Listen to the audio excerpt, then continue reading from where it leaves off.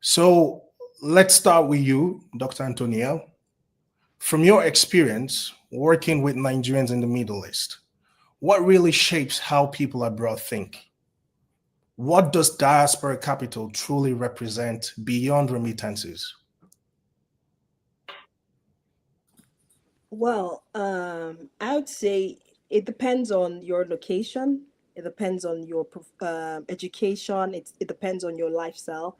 It depends on the kind of people you roll with, and that has the capacity to actually shape how you spend, how you care about your future, how you care about investment, your mentality towards a lot of things. So I would say it's just about what influences you in general. All right. So what influences you? For example, what do you think influences people when it comes to your experience working with Nigerians in the Middle East? What influences their decisions for them to make investments back home? What kind of experiences shape them? Okay, so I would say 95% of, I would say 95% of people who are in Saudi, in the UAE, have this mentality that they're only there for a while and they look Mm. forward to going into, it's just a place of transition for them. And they're moving into maybe a bigger country or coming back home to settle.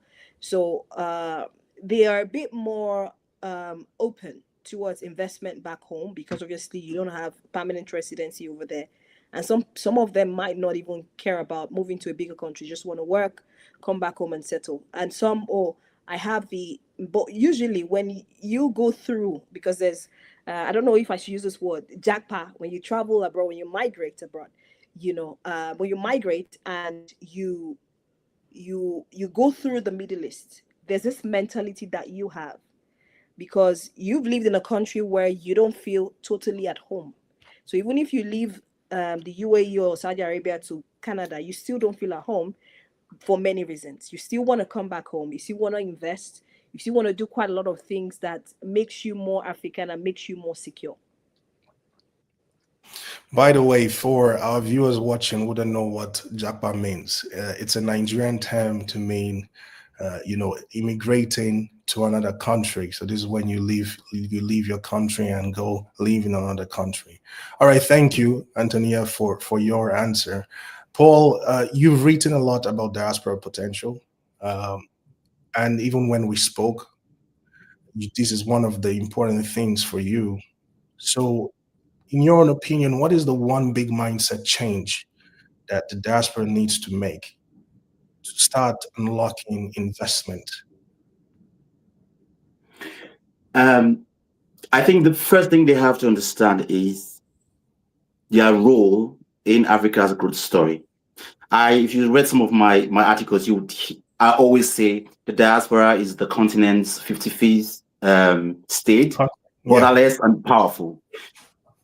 Like with great power comes great responsibility.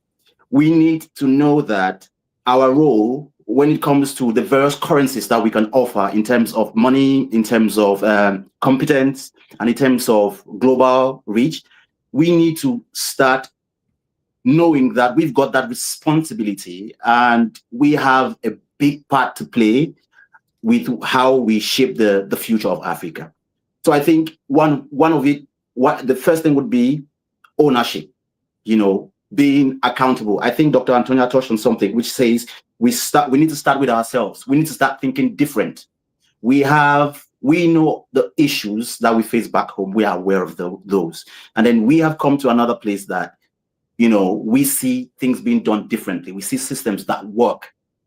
Now, that should, create some kind of curiosity in you and say, why can't we take this back home and make it work? Why can't we, instead of complaining about the system, play a role in shaping the future? So I think it's, first of all, ownership.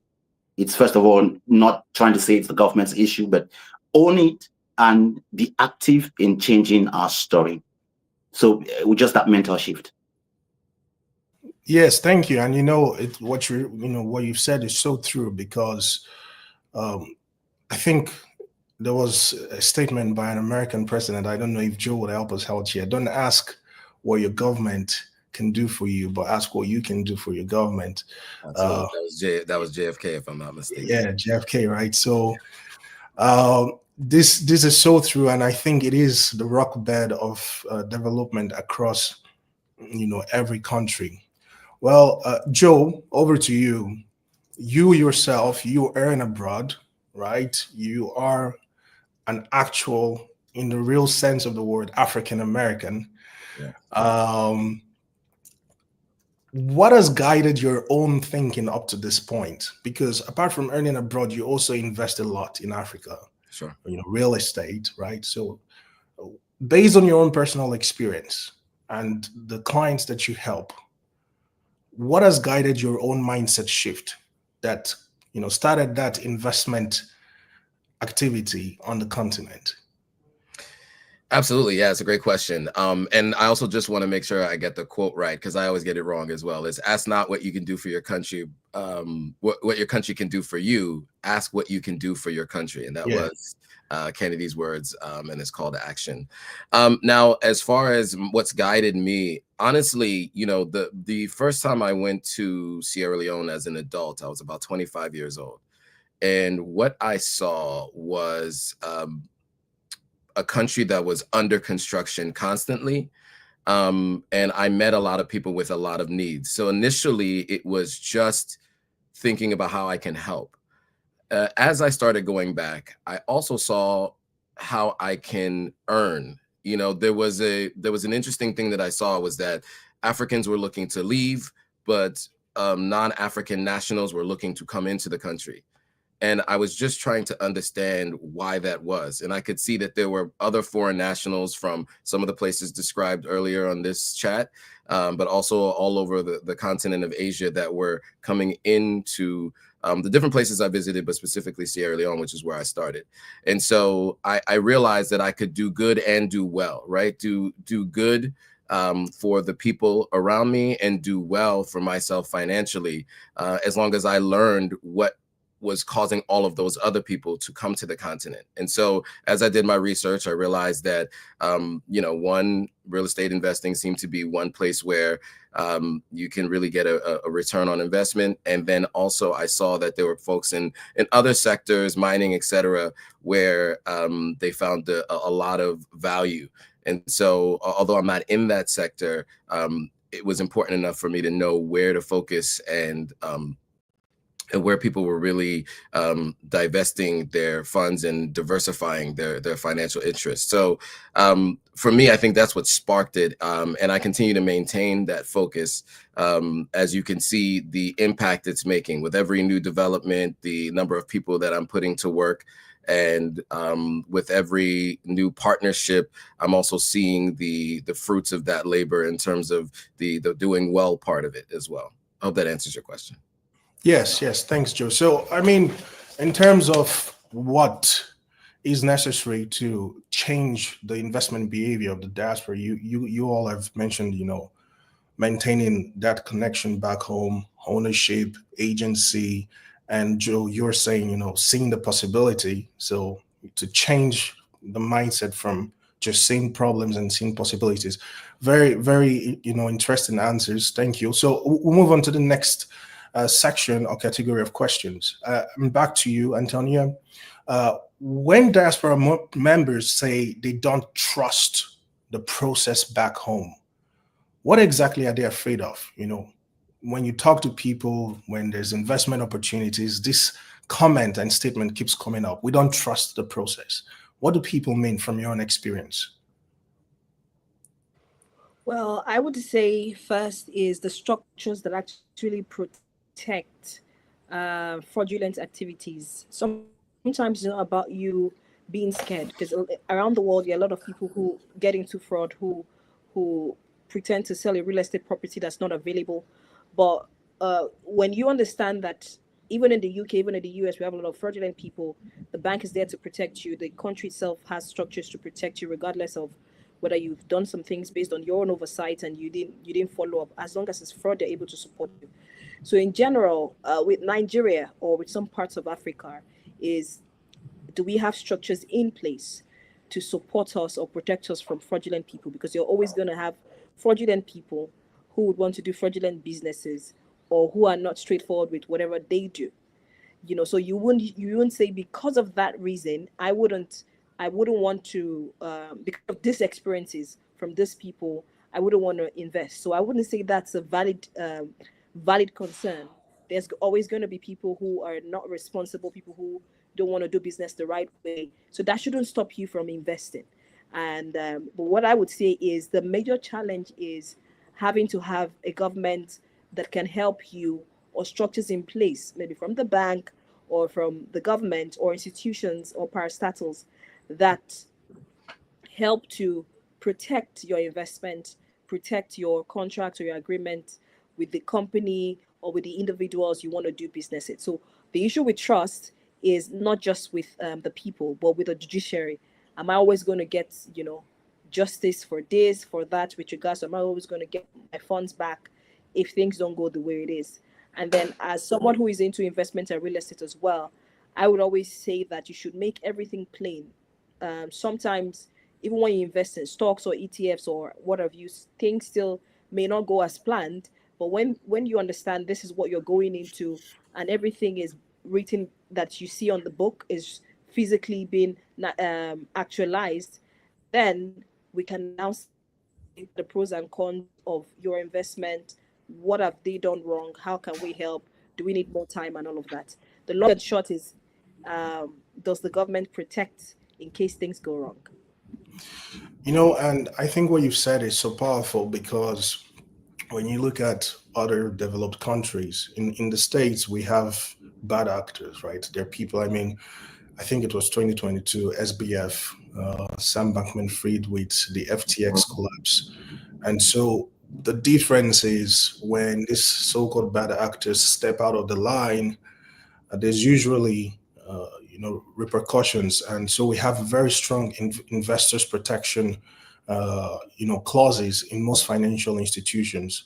So it's not just a lack of institutions. I would say it's also probably the lack of that investor protection embedded in policies of our financial institutions. But yes, thank you for your answer. And so on to you, Paul.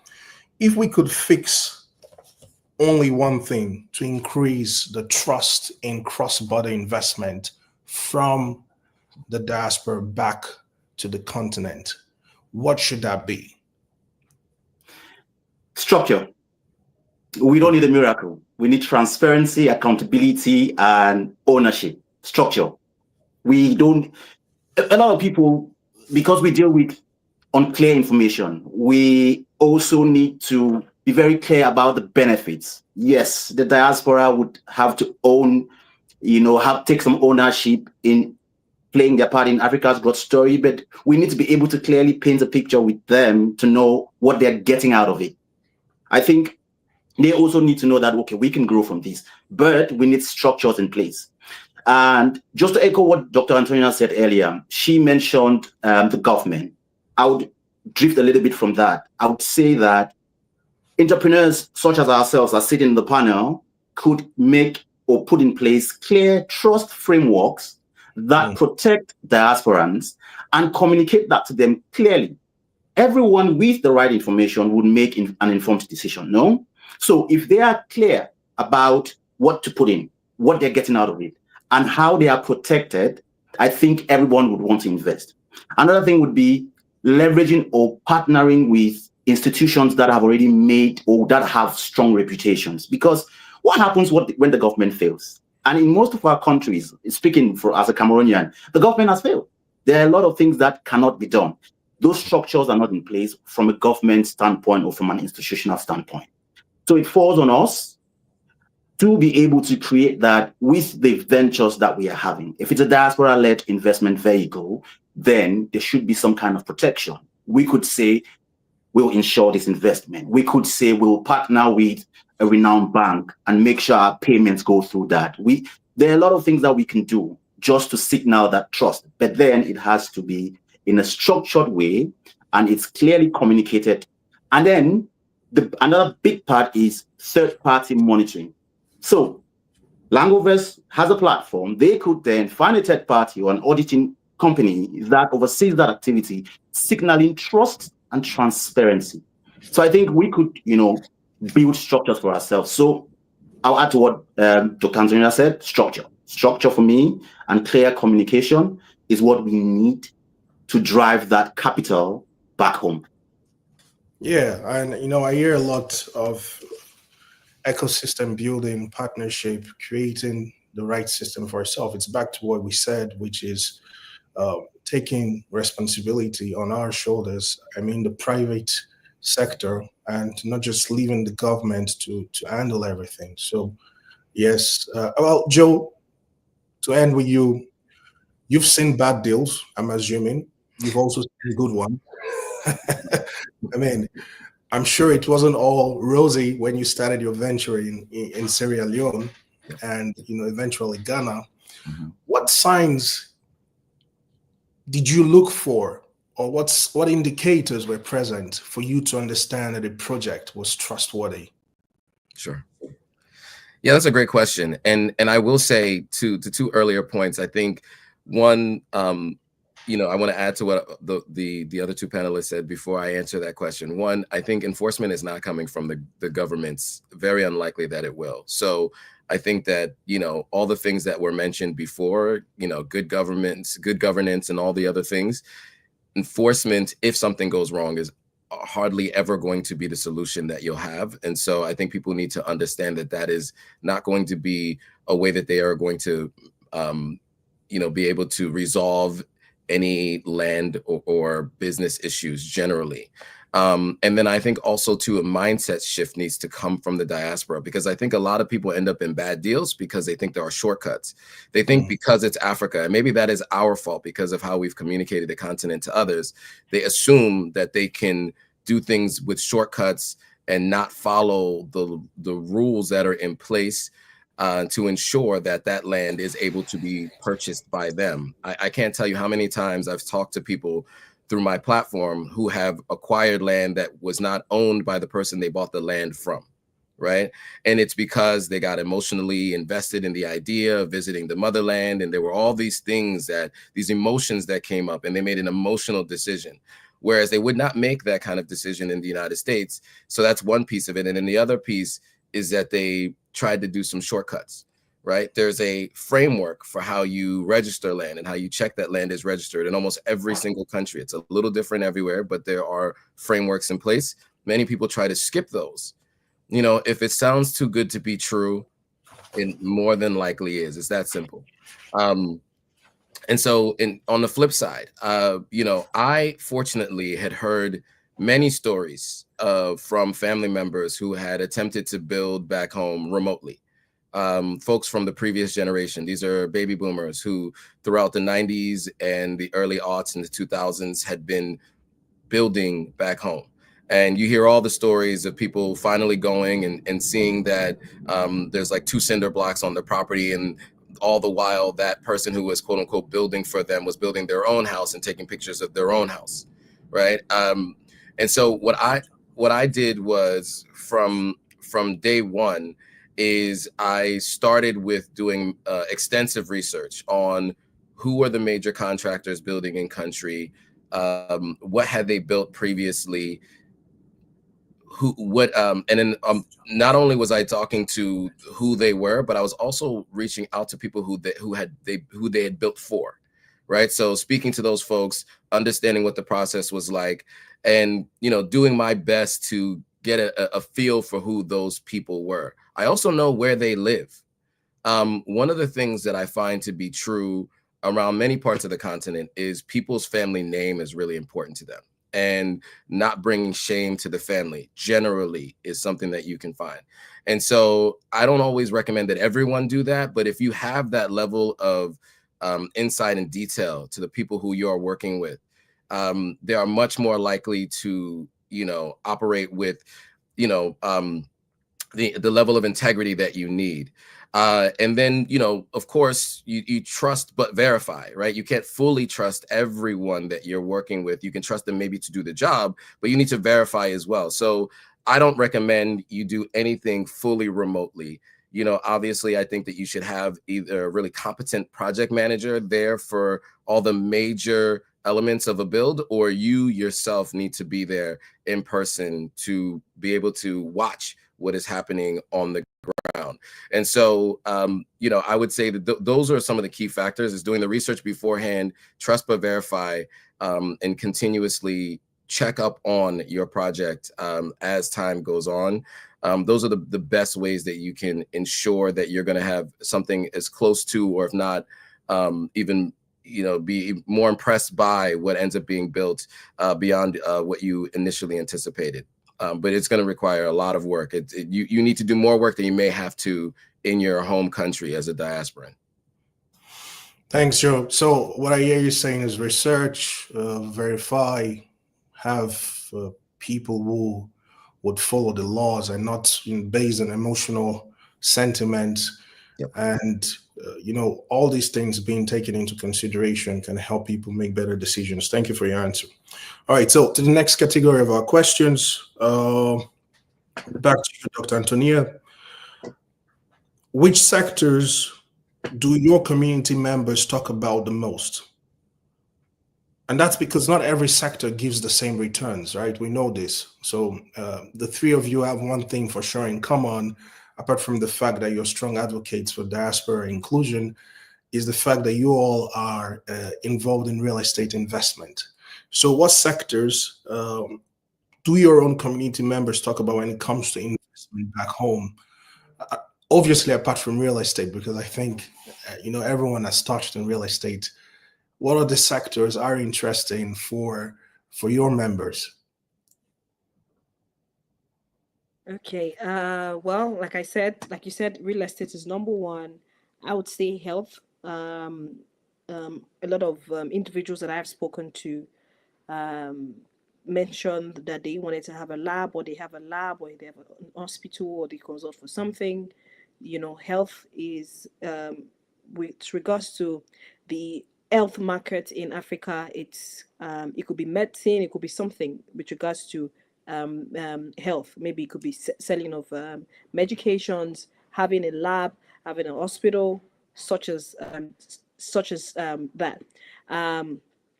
Education as well. Some of them have schools, some of them have universities, and all of that. Some are into industrialization, agriculture. Yes, I do know of agriculture.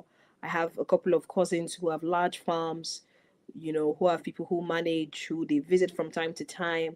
You know, they have CCTV cameras around there to check the daily entries and all of that. Although with agriculture as well, we've had very good stories, and we've also had disturbing stories as well, with regards to how much they've invested and how much they haven't had anything to show for it. So I would say agriculture, I would say education, I would say health, and I would say maybe building industries, import and export, importing from China, selling to the market and all of that, which sometimes that might fall into the category of services where they don't have to, you know, do so much. They just buy cargo and bring it back here. So. All right, thank you. Yeah, I think agriculture is an interesting one. At Langovest as well, we've decided there's a lot of vibe around agriculture right now. The buzz around agriculture is a lot, even though it is an industry, just as Joe pointed out, where you need to be on ground to see, you know, to maintain efficiency, right? Especially because it is a sector with a lot of operations required. The OPEX is high. On to you, Paul. I mean, you're someone who writes a lot, and you communicate by writing different articles. Which sector has the most engagement from your work? You know, Dr. Antonio mentioned several sectors. Which one do you see has engagement from the information that you put out there? Real estate, because people, as you say, people invest from a place of fear.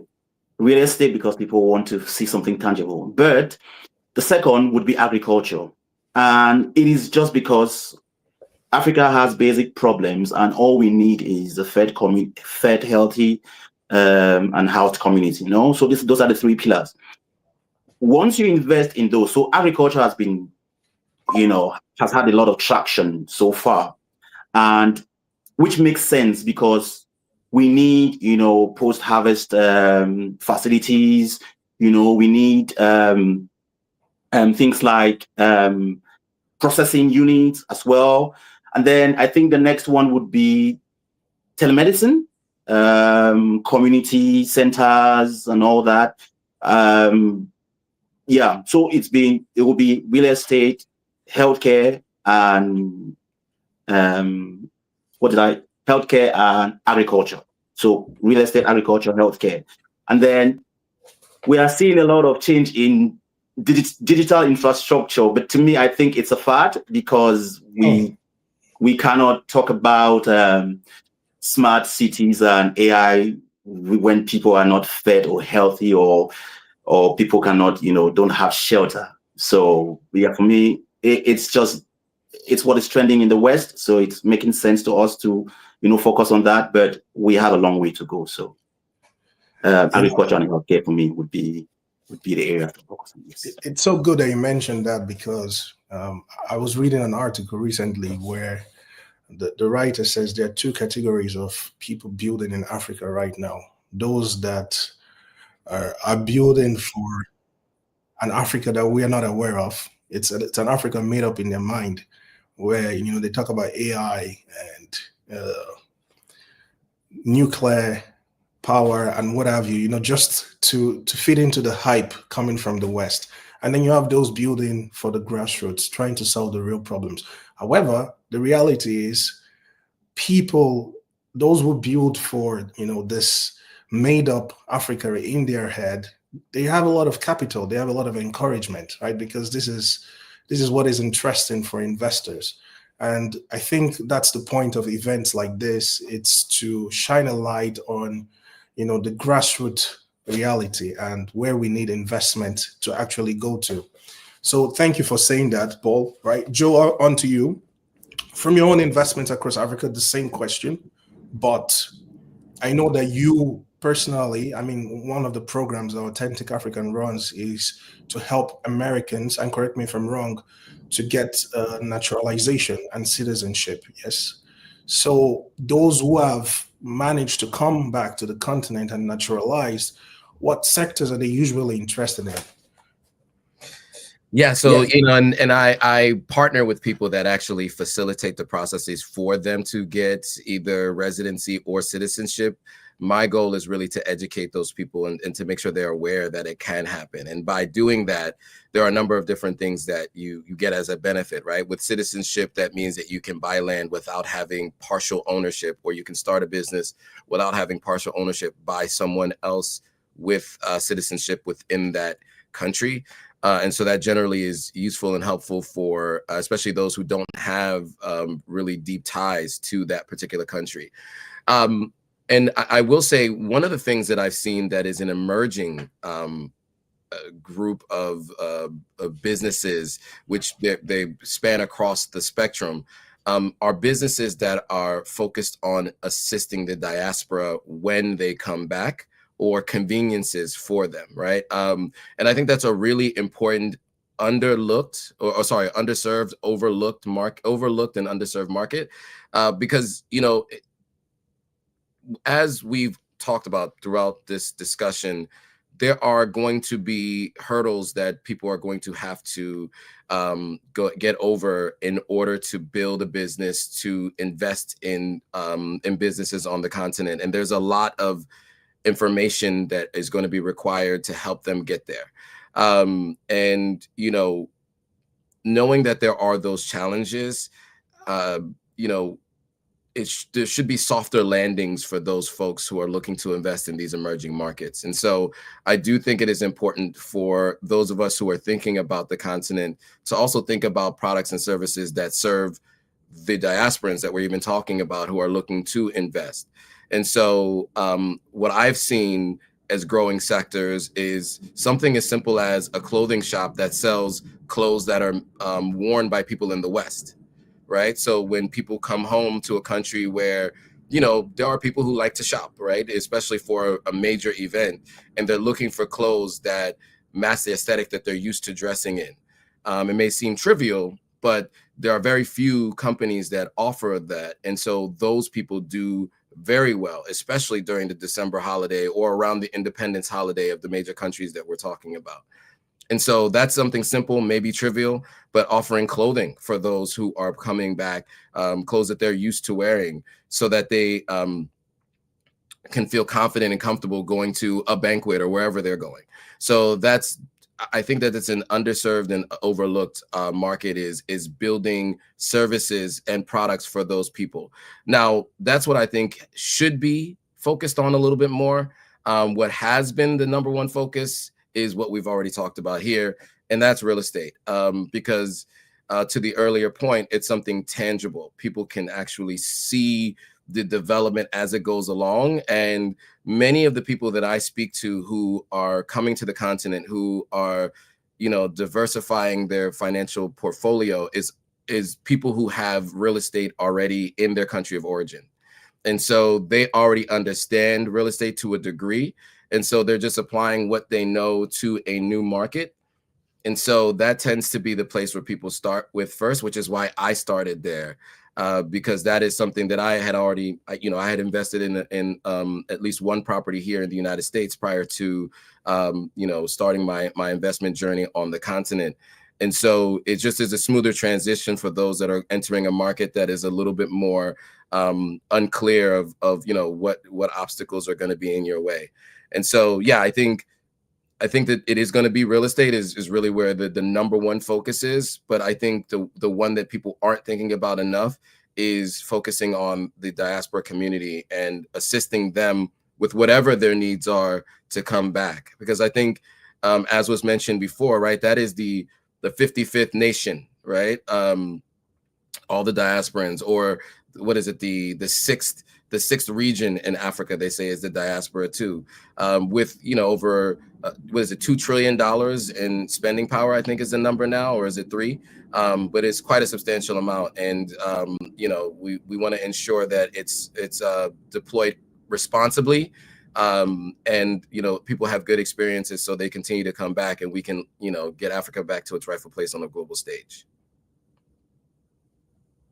Thank you, Joe. That was powerful. That was really powerful. So, and it's something that you could see in Ghana as well, which is a country that you visit, quite often, because I think, if I remember correctly, if memory serves me right, there was a period of time, especially around COVID and towards, 2021, 2022, where we saw this mass migration of Black Americans into Ghana, and many of them were starting restaurants and resort places that a lot of Black Americans were used to, like at the standard of the States. I don't know if that's a correct statement, right? So it's very similar to what you're saying with the clothing, but I think in Ghana it was mostly about restaurants and around entertainment.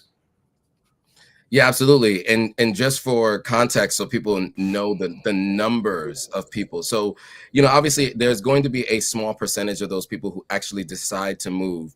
But I do want to go through some of the numbers for people to be aware of what has been happening in Ghana in particular.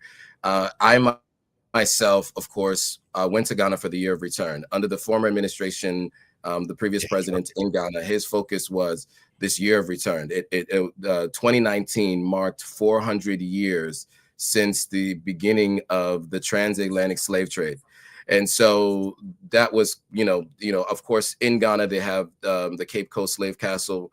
And there's a door that you see on, as you exit the castle, that says the door of no return, right? And there's a couple of these slave castles, enslaved Africans stayed in them, or were forced to stay in them, that have a door of no return. And the idea was that these people were trafficked to the Americas and would never return. And so there was an effort to do the year of return to engage the diaspora and to focus on them coming back to Ghana and experiencing Ghana for the first time. And so the numbers were really staggering over the last few years since that happened. So I just wanted to go through some of them so people are really aware of what those numbers were. So in 2019, there were 1.13 international arrivals. Now, in 2020, that dropped to 355,000 because most of the countries were on lockdown because of the pandemic. And then the next year, it jumped to 598, 2022, 662,000, 2023, 1.1 million, 2024, 1.28 million. And the expected number this year is 1.7 million people arriving. That number is on track to reach 2 million next year and continue to grow. And so as tourism grows, I think there's always going to be a subset of people who then decide they want to invest and or move to a particular country. And not only just Ghana, but obviously when you travel to Ghana and you get the opportunity to experience one country, that does lead to people visiting other countries, West Africa, East, South, and North Africa. And as they do, and Central as well, as they do, they're looking for things that they are used to, and they're looking for convenience, right? In many places in America, you'll find there are convenience stores, right? People like to spend their money for convenience, right? And so, especially this group. And so, I think we should be offering convenience to those people. And that I think that'll continue to encourage investment on the continent. So I did want to give you guys those numbers because that's just one country, and it was just one campaign that turned into a complete shift in the mindset of people here in the United States. I can't tell you how many people, when I first was going to Ghana, was asking me, why would I choose to move to West Africa? Now people are asking me, when next am I going, so that we can all be there at the same time. It's a complete mindset mindset shift in the last 5 years. So I do want to mention that because it's not spoken about enough, the actual numbers of arrivals that we see and what the opportunity really looks like. Thanks, John. I think, it's not part of the questions I planned, but you've really touched on something very important. So I would want to give Paul and Antonia, if they choose to comment on this, because when we're talking about the diaspora, there's a lot of focus on, people born in Africa who have parents of direct African descent. But the truth is there are a lot of Black Americans that probably feel disconnected from the society in the US. They're looking for a better opportunity where emotionally, culturally, they can feel like they're part of a society, but usually due to lack of information or the proper structure, which, the work while you're doing is really interesting. So Paul and Antonia, starting with you, Paul, if you would comment, what role do you see, like the Black Americans playing, and not just only Black Americans, we have Black South Americans as well, from the Caribbeans, playing in Africa's development? Sorry, go on. Well, we'll start with you, Paul, and we'll just finish with Antonia. Alrighty. So it's funny because I just came off a podcast for Black Americans or people who were born in the diaspora and raised in the diaspora. And this is the same topic we're talking about. It's a podcast about Black wealth and, the return as well. And there's a question that came up. How do you reverse 400 years of economic disconnect? It is about giving our brothers our brothers and sisters who are from other parts of the world an opportunity to come back home and afford the same how do you say, I lost the word, and just to give them the same platform to be able to be part of our communities and invest there. Because if the year of the return taught us anything, by the mass or the amount of people who went back to Ghana, is that we've got people across, the Atlantic or in the other part of the world who want to come back home and be part of home and develop it to make it better. And this is something that we can also leverage because they're coming with a lot of experiences. They're coming with expertise. They're coming with money that we need to be able to build basic infrastructure. All we need to do is make them feel at home and make them feel part of the community. So I think that is, it's very important. And just to let everyone know, we already work with people from, the other diaspora. And so my brokerage covers everyone. We have people investing currently in Cameroon who are, Black Americans and all that. So we have a platform for everybody because we need the entire diaspora space to be able to invest and, take Africa to the next level. So it is very important. Thank you, Paul. So, Antonia, please, if you would share your own thoughts. Okay, I was just about saying something with regards to the restaurants and stuff. So my favorite restaurant is Texas Roadhouse. And I've been able to, most of the countries I've traveled to in the Middle East has had Texas Roadhouse. So imagine if you are an international brand and you have people coming in, millions of people coming into different parts, and you have restaurants that serve them. And sometimes it's not just about those people living in diaspora. Some people who are in Nigeria but have traveled to different parts of the world, and they enjoy visiting these restaurants as well to make it more homely for them. And then I saw in the comments where I saw one of the gentlemen saying there's a place of no return as well in Badagry. And I'm also proposing it to you. We should have an event, or we should have something with regards to a project that talks about the return and makes it much more alive. Like Paul said earlier that there were a lot of, taking away of assets outside. Now we have to bring them back from, and that does not only, it's not only restricted to money. It could also be experience, like you said, experience. It could be resources. It could be services. It could be quite a lot of things that helps Africa become better, aside just the funding, the technical know-how, the ideas, and all of that. So that's what I wanted to say. Thank you. And that's so good that you and Paul touched on the skills and expertise, because that's the next category of questions I have lined up for you guys. And it's not just only money, right?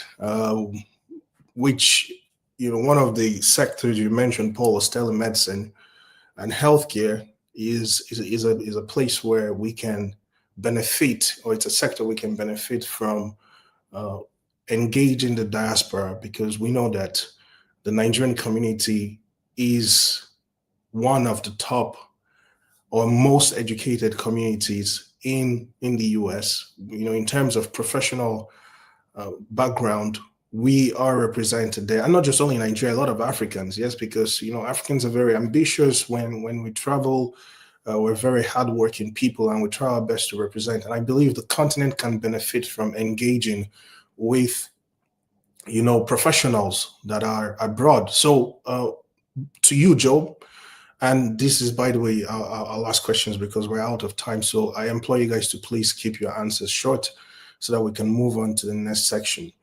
You run a large online community. What have you learned about moving people from, just dialogue, talking, to real life action? That's a great question. I think that the main thing is just showing other people who have taken action, right? And telling their stories. I mean, case studies are hugely important. I work in the world of digital advertising, and much of what we talk about is not really tangible. It's hard to see the results of the outcomes of the advertising that people are doing. So I learned very early on showing case studies is really helpful to get people to take action. And so that's the same thing I do with the platform, right? I speak to those who've taken action. I've interviewed you about this platform with Langovest. I've interviewed many people who have built, developments, who've been building housing, who've started businesses on the continent. I think people take action if they see other people have done it and they've had success. And so I think that's the best way that I can answer that question shortly and succinctly is showing case studies. Yes, it is. I mean, it is a known psychological law, herd effect, right? Human beings, it's easier for us to do things once we see our fellow human beings doing it. That's, we are more encouraged to take action when the people around us are. So I like that answer. Yes, and Paul, to you, if we could build one practical structure in this coming year, right? 2026, we're entering into a new year, something that creates real impact, what would it be in terms of engaging the diaspora? Have conversations like this. Have conversations like these that push people to take action and do less talking. Have platforms that help to pool diaspora resources and invest as a group, minimizing risks. And by just starting with yourself, as Joe said, highlighting the success stories, and then you actually doing the work. I think people will catch up when they see you taking the lead and, putting, your money where your mouth is. Lead by example. So we need to, just do all that and try and especially use platforms like these, pool resources and minimize risks, and just, I think that's it for me.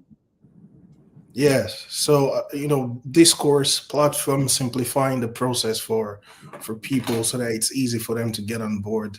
And sometimes it's just about reducing the resistance level, and people can take action.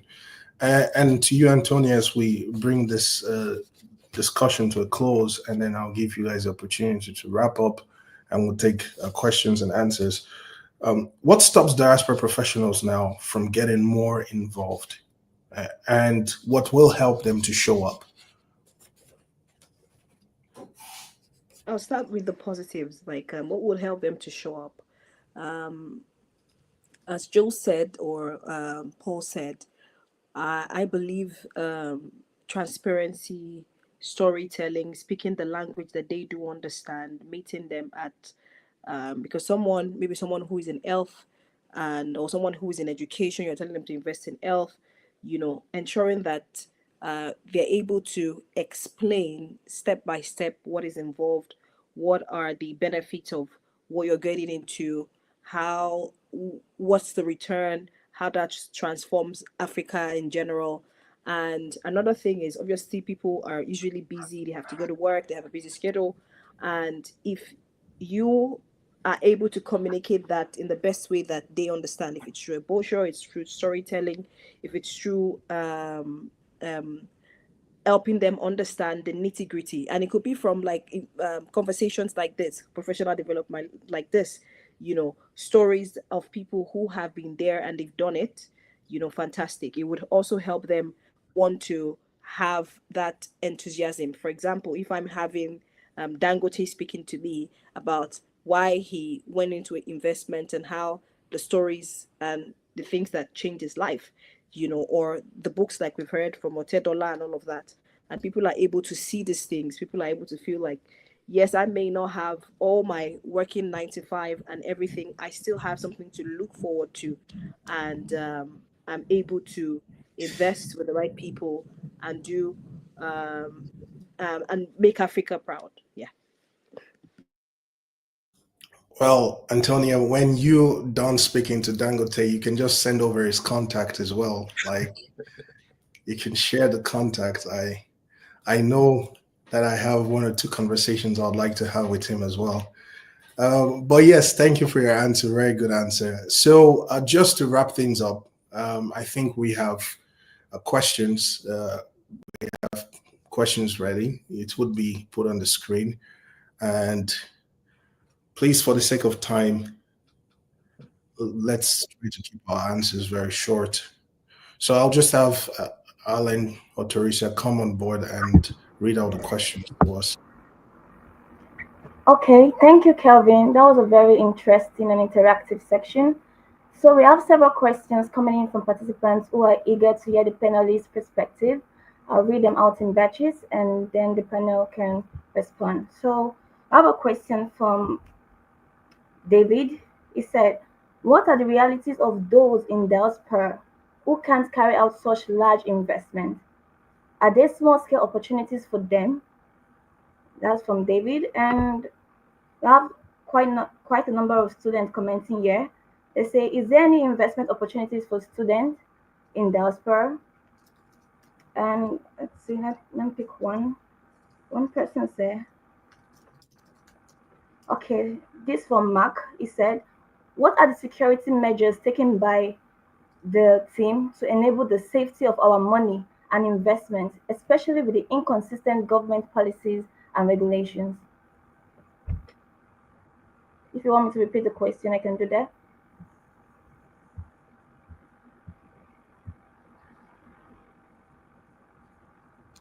mean, I've heard some of those questions. I can answer maybe one or two. If all right, go for it, Joe. Go for right. it. So I heard three, right? So small investments for those who don't have, who aren't ready for large scale investments. There was a question about opportunities for students, and then there was a question about security measures. Yes. So I would say, you know, when it comes to small investments, I think what probably makes the most sense is working together to pool you know, finances and funds together if you aren't someone who has enough. Because, you know, many places, you know, if you want to, because I deal with buying land, right? In many places, you can get land for, you know, I got 5 acres of land because of my connections for $6,000, right? That still might be too large for most people. So you may have to work with other folks. But land you can do in smaller pieces. You can also buy one plot of land, you know. So if that individual maybe has $1,000, one, you know, maybe not a whole acre, but a few plots of land would have been available to an individual with 1,000. I do think that, you know, when it comes to investments, I do believe that you want to find a way to start small, right, and scale. So I would say pool your money together or do some research to see if you can buy a fraction of something as opposed to trying to buy something large if your income is just not there. I think that operates the same thing for students. I don't know any specific programs that are specifically speaking to investing for students, but many students are in that same position as the small investment. So I would say the same advice applies to that group. And I would say with security measures, the best thing you can do is use your own, right? The best thing that you can do is do your research, do your due diligence, because, you know, as we mentioned before, enforcement is lacking in a lot of places. And sometimes the security measures that you would anticipate are not always there. And so you are going to need to find processes, and that means communicating with folks who've already done the work that you're looking to do, and find out from them what they did in order to be successful. Most people are willing to talk about what they've done on the continent because they want to see the continent move forward. If you do well, they do well. And so I would also say, to, as much as you can, speak to folks who have done what it is that you're looking to do. And that helps a lot with the quote unquote security measures. So those are my answers. I'll turn it over to the other panelists if they have. Yes, Joe, because of time. So I'll also have Paul and Antonia just give their take on the same questions. So just to repeat, security measures, small scale investment opportunities, and opportunities for students. Because of time, I'm just going to give an all-in-one answer. Leverage investment platforms. You would have small contributions. You would have the security that comes with it, and it is easy to start with those, right? Because this is the truth. Any business that you're doing from a distance would most likely fail. Some businesses need that direct attention. But then, if you've done your due diligence very well, and you have these diaspora-led initiatives that help you pull resources together, the Langovest, the Forest platforms, all those, and you can, you know, take that risk or that initiative or be part of it, that is your vehicle to making long-term wealth. And be patient, because it doesn't just happen overnight. So do your due diligence. Really, really use diaspora-led investment vehicles that have a track record. But then it's unfair to some of those that are starting, because they would only have like security frameworks in place to help clearly communicate the risks and security measures they have in place. So use diaspora investment platforms as well. For me, that's the Powerful. Thank you. Leverage investment platform. Powerful. And lastly to you, Antonia, if you can just wrap things up for us.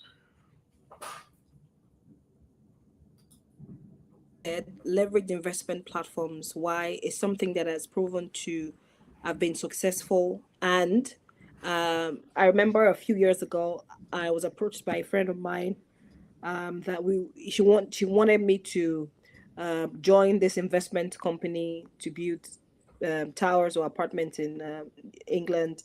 And once it's done, once it's sold, you're able to get your return. And it was quite affordable at that time.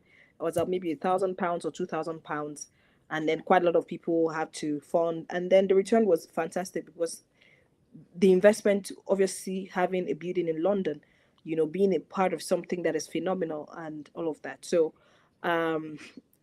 there are investment platforms like Langovest and many others that are trustworthy, that you can rely on with your token, with in different areas that you feel. So if you feel agriculture is not fantastic for you, it could be real estate, it could be medicine, and all of that. And there is credibility, there's accountability, and there's transparency. Thank you. Thank you. You all have been amazing. You have said very powerful things, and I'm sure that the viewers watching, have taken a lot. We have touched on a lot of things, a lot of important things. And from Dr. Antonia, we heard about the emotional side, the connection, emotional connection to home. From Paul, we had the need for structure, community systems, transparency, and accountability. And from Joe, we heard about practical steps, sporting real opportunities and avoiding the noise. So the message is clear. The diaspora wants to support Africa. We know this from the example with Ghana. Africa needs the diaspora. This is a clear statement of fact. The only thing that is left is for us to build the structure that makes this partnership works. And that's what we are committed at Langovest to do. So I agree that we need more conversations like this. I want to thank each and every one of you for coming on board. We will take a short break and have an interlude right now. Our team has prepared a video that would help introduce the next section.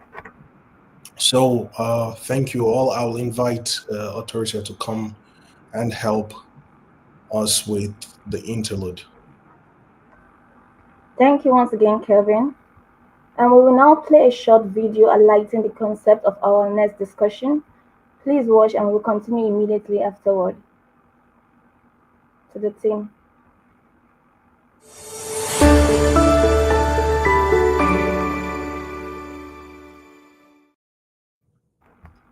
The African continent has a long-standing problem of inability to feed itself. If you look across our continent, most countries have a large number of people that live in poverty.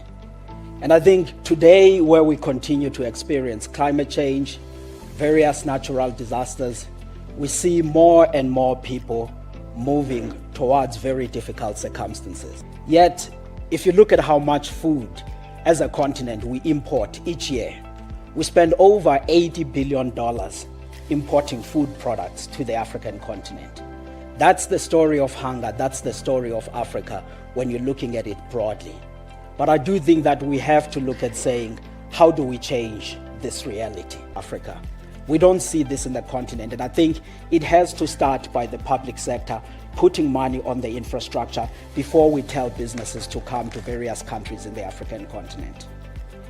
The United Nations Food and Agriculture Organization says that global food production must rise by 50% by 2050 to meet population growth projections and food security needs. However, challenges like climate change, poor energy infrastructure, and inadequate agricultural financing are slowing progress. At this year's infrastructure dialogue, the spotlight was on financing sustainable energy and agriculture for economic growth.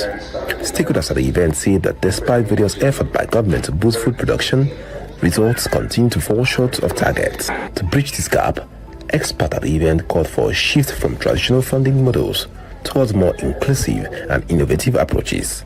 They said there is a need for blended and digital finance, strong policy framework, and inclusive partnership to drive sustainable change in both the energy and agricultural sector. In Côte d'Ivoire, I think 20% of our GDP is from agri-sector.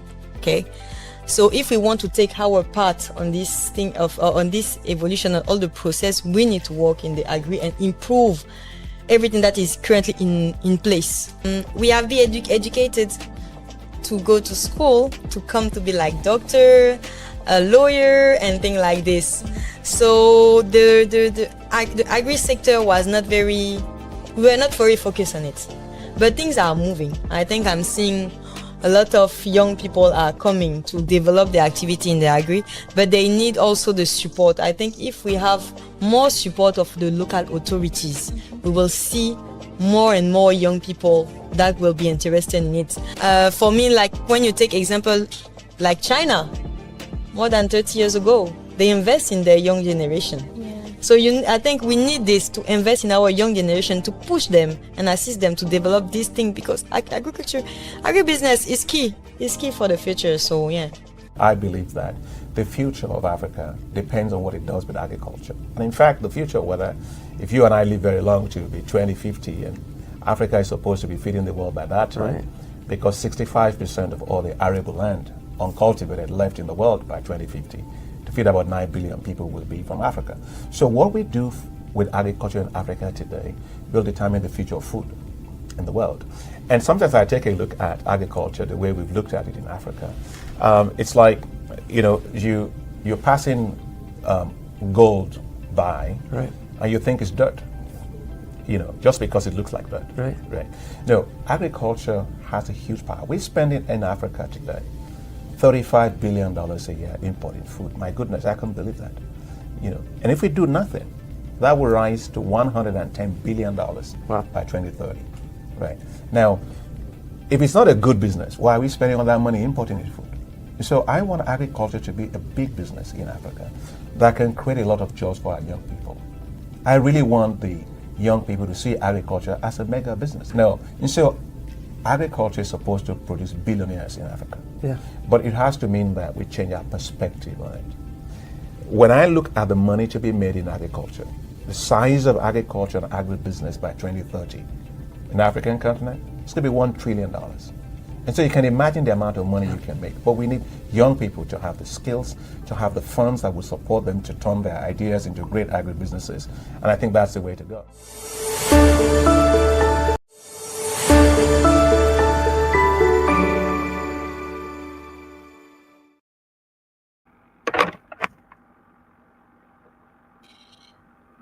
All right, everyone. We're back and moving on to the next section and our next speaker. This is one I'm also very excited about.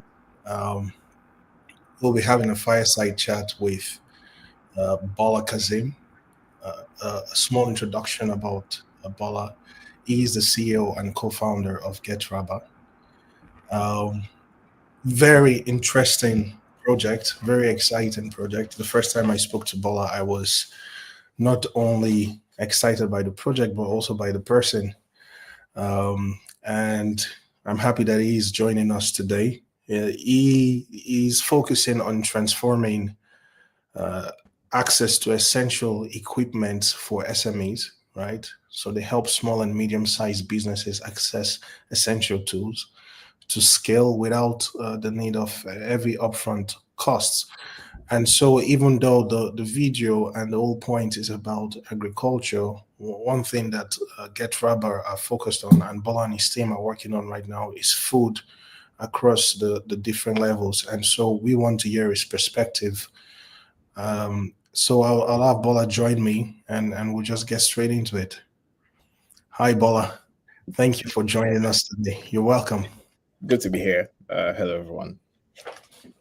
So just to kick things off, I want to start from your reality, from something that you understand better than most, which is from our conversations, you are very on ground. Yeah, even right now, we spoke last time, you're back at home, you're working because there's a lot of work to do. You've spent months in markets, like you actually go to the market people and communicate with them, across Ibadan, Lagos, now Abuja. You're listening to SME owners, you're working through workshops, dealers. So you're going to where it matters the most, right? The grassroots.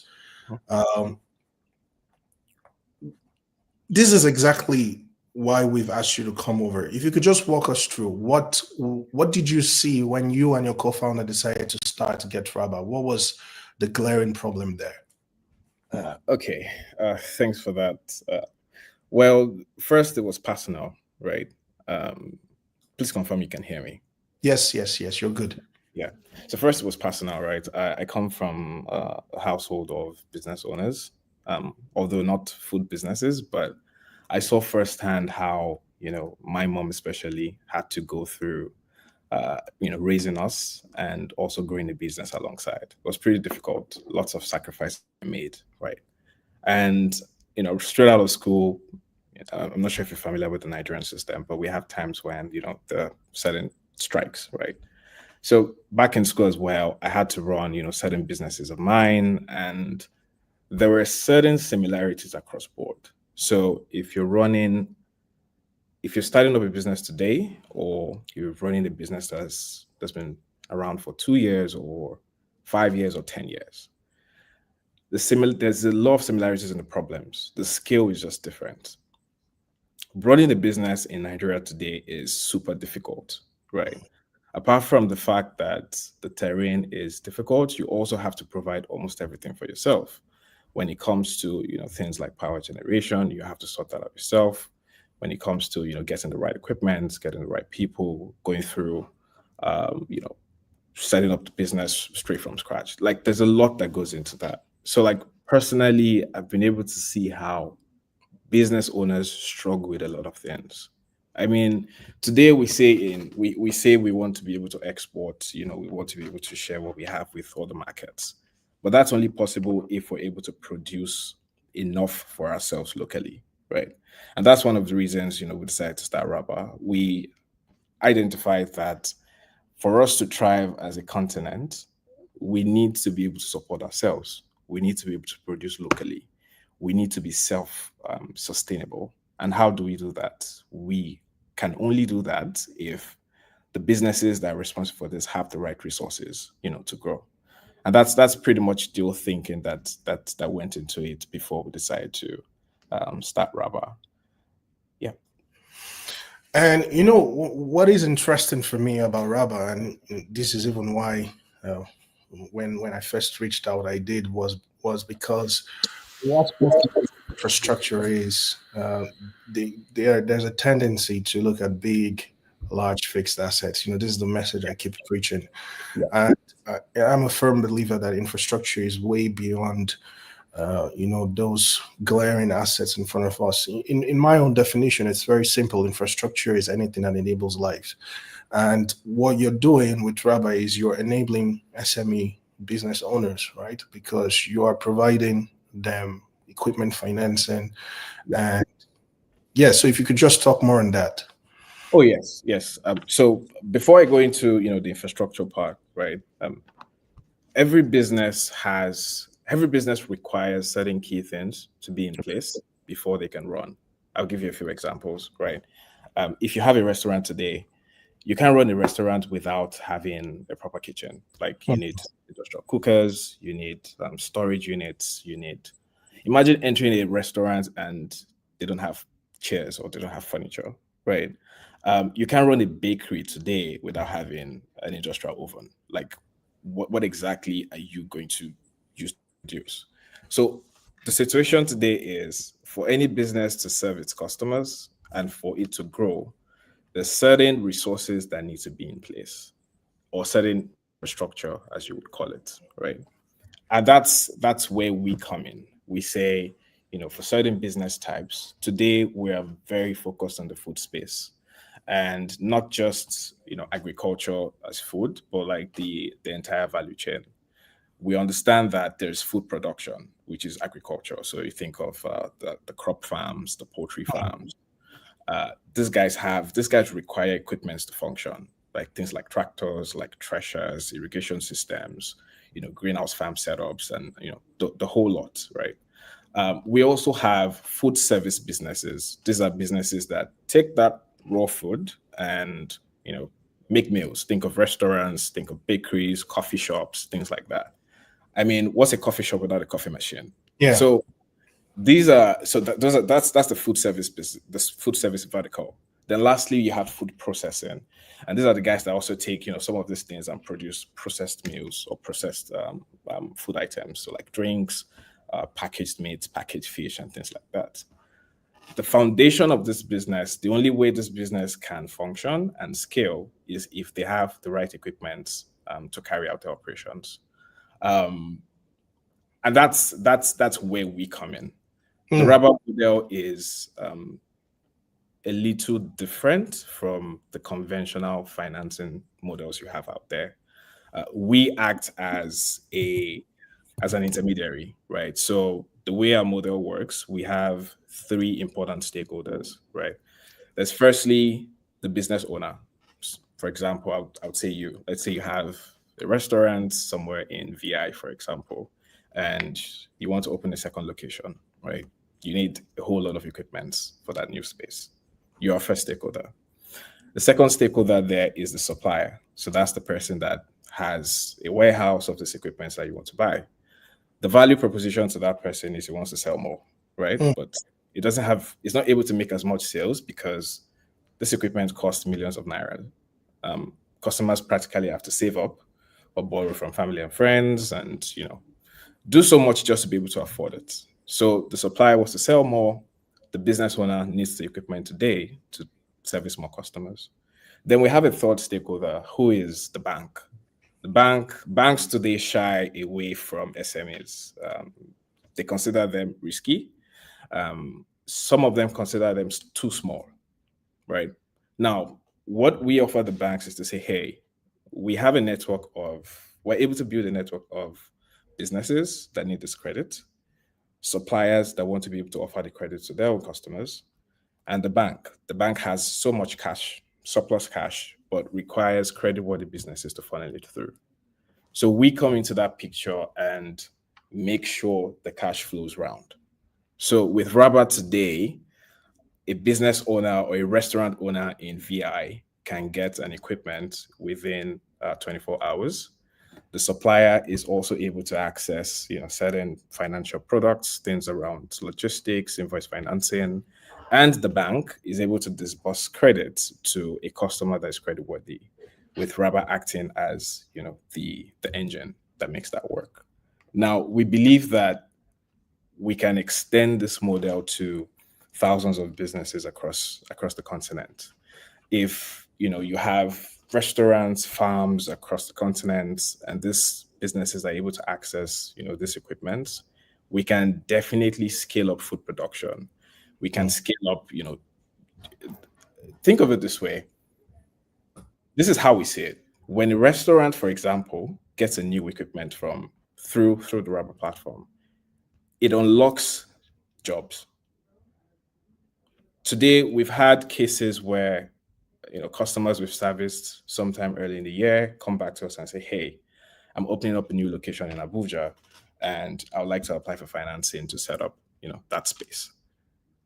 When that happens, we've automatically unlocked 5 additional jobs. So it's equipment, yes, but there's a ripple effect that comes from that. Sorry if I went off course. I hope I was able to answer the question.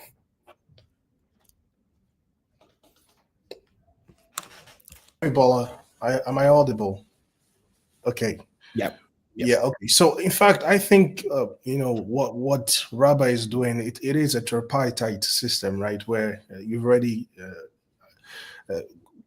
nicely defined it and described it. So, I mean, the problem you're not solving the problem of access, right? Like you said, you can get equipment to business owners within 24 hours in Lagos. It's a problem of affordability, if we could say so, right? And this is very interesting, right? This is also something that myself and we spoke about for Langovest. And what stands out to me is and obviously I agree with what you're saying about nation building. That's the whole point. In fact, that's what we're all focused on. But why this is also important, and one of the reasons why we asked you to come on board and speak, we have people in the diaspora listening, viewers, right? And people would say, how can we get involved? How can we be part of that business? Because what the business model you have, to be honest, it's a very effective one. It's very robust.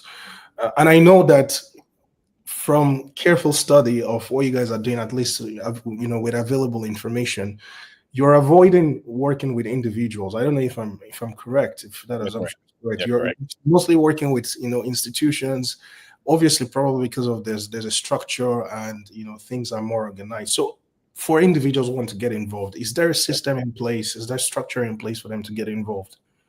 Oh, yes. So I think I would fall back. When I joined, one of the panelists mentioned something around, pulling funds together.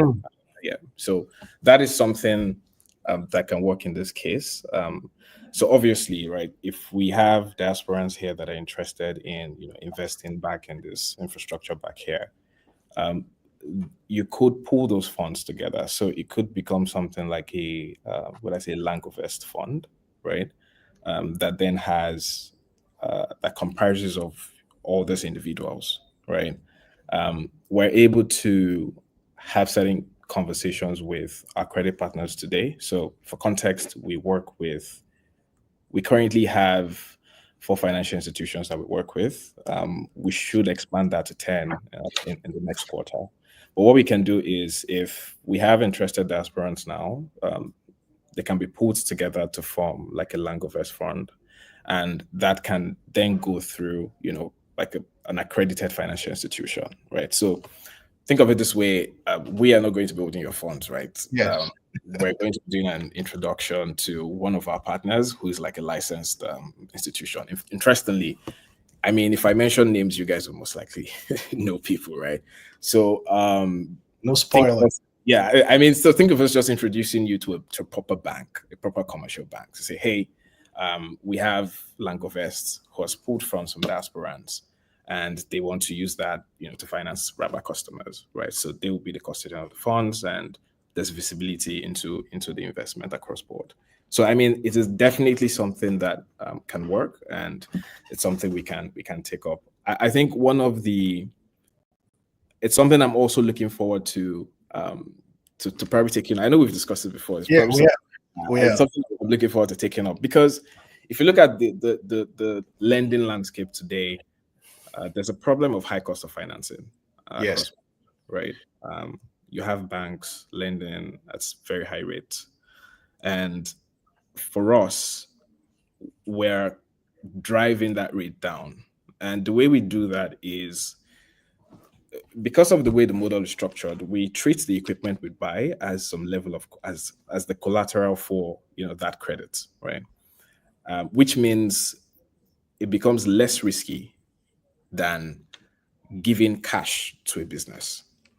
And this is why the banks also work with us, because we have built a model that reduces the risk of giving credits to the SME or to the business, right? So the fact that we've been able to build the model in such a way where it reduces the risk, we're also able to access a cheaper credit from the banks on behalf of these SMEs, right? I can give you a few examples. So if a customer comes to us today, applies for financing through the RABA platform, and gets the financing, right? If that customer goes directly to the bank, the rate you're going to get is going to be higher than what you got with RABA. So we're building the model in such a way where we're able to say, for this bank, for example, we have businesses that are creditworthy. We're able to do 1 billion in transactions a month. As a result, we also have internal processes to make sure that the credit is properly utilized, the money comes back, and as a result, give us a concession on what your interest rate is. So it's a win-win for everyone. The bank gets something that is less risky. They're able to get credit out quickly. The business owner also gets credit for their equipment, and the supplier then is able to make a sale. So everybody smiles home, right? So yes, for Langovest, we can definitely create a fund for diasporans that are interested. And just for context, Bola, the model you guys run is a lease to own, right? So that's why it's effective to treat the equipment as collateral, just for people to understand. Yes. Yes, I can give some context to that. Yeah. So the model is a lease to own financing, and what that just means is the cost. There's an agreed payment plan with the business owner, right? At the end of that payment plan, the equipment then becomes, the business owners. So I think of it as, I mean, if we're diasporans here, we probably understand how the lease to own model works. So, but for people that don't, We have right? some people watching, so if you could just clarify, yes. Okay, yeah. So I mean, it's lease to own. Say we agree on a 12-month payment plan. The business owner pays for the equipment for the next 12 months. At the end of 12 months, we transfer ownership to them, right? And that's one of the reasons we're able to use the equipment as collateral for that credit. So again, I want to make it as simple as possible for people. So just in layman terms, yeah. Until they finish paying for it, Rubber owns the equipment, or the bank. The bank, yes. Bank owns the equipment. So that's why there's that security, because they're paying up until the point of maturity. But if they should default, or if you cannot pay anymore, then it's, the asset is liquidated and the bank can protect themselves. Exactly. So what we do today is the financier. So when we purchase an equipment, it can either be in Rubber's name or the bank's name. If Langovest is participating in this case, the asset can be in Langovest's name, right? One of the reasons the banks also work with us is we have internal processes for recovery and liquidation. So in the cases of default, there's already a contract that states that in event the customer chooses not to continue with the plan, we can recover the equipment and then liquidate and get the cash back, right?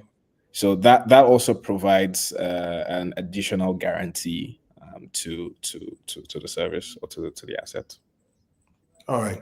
Well, Bola, I know that you do not have a lot of time, so we'll dash straight into Q&A and just let you go.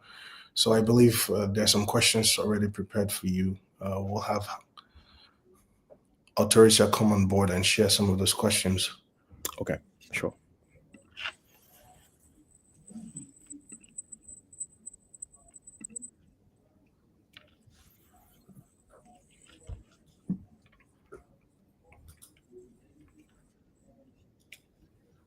Okay, I will take the questions as I see. Maybe she's not able to join us. Okay. So one question we have is, what is the biggest opportunity you see right now in African agriculture that the diaspora can tap into? I'll read it again. What is the biggest opportunity you see right now? Well, in this case, we can say, for example, in the food, value chain, you mentioned 3 in the vertical. So right now, what is the biggest opportunity that people in the diaspora can tap into? Okay. For that, right, I would say food service.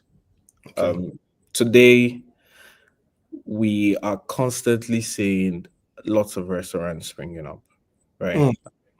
For those of us who are around, I'm sure you see the likes of Item 7 Go springing up locations here and there. If you just take a walk on, like if you're in Lagos, just take a walk on your street, I'm sure you'll be able to count at least 5 restaurants or 6 restaurants, right? So we see an opportunity in the food service space. If you also look at the data, right, in sub-Saharan Africa alone, $300 billion worth of equipment. Now, this is across food and other categories, of course, but $300 billion worth of equipment is imported into the region every year. Wow. Right? For Nigeria, billion, you said? Yes, $300 billion. Dollars? Yes, dollars. For Nigeria, so there's a metric code, I think it's called GCFR. Gross, I'll have to check that again. But like for Nigeria, right, when you look at SMEs in the food, agriculture, and processing space, $28 billion of equipment is imported every year. Like an annual spend, specifically for Nigeria in the markets that we are in, right? And I mean, if $28 billion worth of equipment is imported every year, it shows that there's opportunity there. Opportunity in 2 areas. Obviously, those equipments are being imported for a reason. They're being imported to do something, right? The businesses buy this equipment, import them into the country to service customers. The fact that that number is that high means there's a market, right? The second is there is also an opportunity for us to locally. We don't have local entities we don't have enough local entities that are manufacturers of this equipment, right? The majority of the equipment that, whether it's the restaurants, whether it's the hotels, whether it's the kitchens, the bakeries, the farms, majority of these equipment are all imported. So there is also that opportunity for us to, tap some market share out of that, right? So from the equipment manufacturing space, from the the equipment usage or food service space itself, there's a lot of opportunity there, and that's why we are playing in that space really. I'm also of the belief that we don't necessarily need to have large plants for processing food, right? For the record, I worked in Babangona for a bit, right? And we had close to 160,000 farmers that were being serviced then. And the business was into agrofinancing. I spent some time in Kaduna going from storage unit to storage unit, right? The point is the market is there in the food space, whether it's food processing, food service, or food production. What Raba is trying to do is we're giving institutions and hopefully individuals the ability to invest in these assets and get a return month on month, right? Or year on year. But yeah, that's pretty much it. Thank you, Bola. I mean, I wish we could, go further. So many interesting things you've touched on, but for the sake of time, we'll just end it here. And yeah, I guess it's it's nice. That's why we definitely need to bring you back. Yeah, we will have. Sure. Looking forward to it. Yeah, really looking forward to it. I mean, I'm sure by the next time we talk, there's going to be a lot of new developments. But yeah, looking forward to that as well. Thank you very much for joining us. Sure. All right, so we will move on to our next speaker. I would invite her to come on board. I believe she's ready. This is also another one I'm excited about for different reasons, and that's because if Bola Kazim represents creativity and innovative solutions, our next speaker, Olayinka Adebayo, represents institution, represents compliance, represents governance and discipline. So it's not just only enough for us to hear what are the ways we can partake in investment and what are the creative options that are there. It's also important to understand how to make sure that we're compliant. And so Olayinka is an investment professional and infrastructure investment manager at AIIM, where she helps direct capital into major infrastructure projects across Africa. She previously worked in PwC's Deals Advisory Unit, supporting transactions across multiple sectors. She is a chartered financial analyst with a bachelor and master's degree from the University of Ibadan. So without any further delay, I would ask Olayinka to join me. Thank you very much. Hi, Olayinka. Nice to meet you. Hi, Kevin. Yes. So thank you for joining us. Thank you for joining us. It is a pleasure to have you. Thank you. Just to move into our conversation straight on, you're someone who was coming from the institutional side of things, right? Where governance is very important and compliance is very important. Can you just explain to us, what does this mean, duty of care? This is something you mentioned when we spoke the first time. Yeah, thank you so much, and it's so good to be here. I mean, insightful conversations, points raised by the in the first panel session, Joe, Paul, Dr. Antonia, and of course, just listening to what amazing things Bola is doing with Raba are very, very interesting and innovative and creative, as you said. So thank you. It's so good to be here. So yes, to your question, governance, duty of care. I think basically what that means in the context of infrastructure and in the context of funding or crowdfunding, particularly infrastructure or investments on the African continent, it goes to something that Paul was talking about when he mentioned, trust, how that, anybody looking to start off something, anybody looking to build something on the continent must understand that we have a responsibility for representation, and we must be able to understand, for example, where that capital is coming from. Every capital is coming from somewhere. They say energy is neither created nor lost, it's just converted from one thing to another. So understanding where that capital is coming from and the duty of care to return that capital back to the pool that it came from, with returns, delivering the returns that capital was earmarked for. It's financial returns, it's social returns, it's different kinds of prosperity indices, ensuring as the custodian of that capital, to ensuring that as the custodian of that capital, you're deploying the capital properly based on some certain criteria. Your monitoring works on the ground to ensure that whatever that capital has been deployed to do is actually being done. You're reporting, you're transparent in your reporting back to your partners, your fund partners, whether they are retail investors, institutional investors, wherever they are. You apply that due diligence in reporting back, being transparent and accountable, and of course you also follow through to ensure that whatever it is that your mandate or as promised is returned in terms of financial returns, and also beyond financial returns, also social returns, and whatever other index of return that you've earmarked to that particular fund or endeavor, basically. So that's what I'll say to that. So we're still touching the point of trust, which obviously it is the most important factor for engaging diaspora investment. So if we zoom out and taking things from your own POV, as someone who is embedded in the institution ecosystem, how do institutions ensure, or how do they create trust? I believe is the right question. How do they create trust? And how, obviously, institutions themselves they already have that level of authority and that stamp of authority, because there's they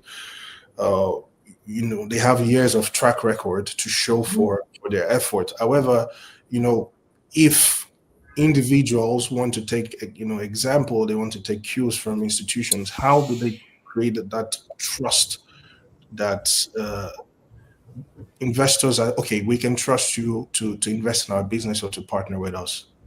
Thank you very much for that question. That's a very good question. So when you take a step back and just look at how institutions have, for example, banks, institutional capital providers have built, trust, and that trust in itself is a bucket load that has a lot of things over time. I'd say that like 4 things that they focus on. The first thing is, and the end of that is reputation, but a lot of things are packed into reputation. The first one is expertise. So understanding, okay, what is it that we've said we want to do, and are we the best people to do it?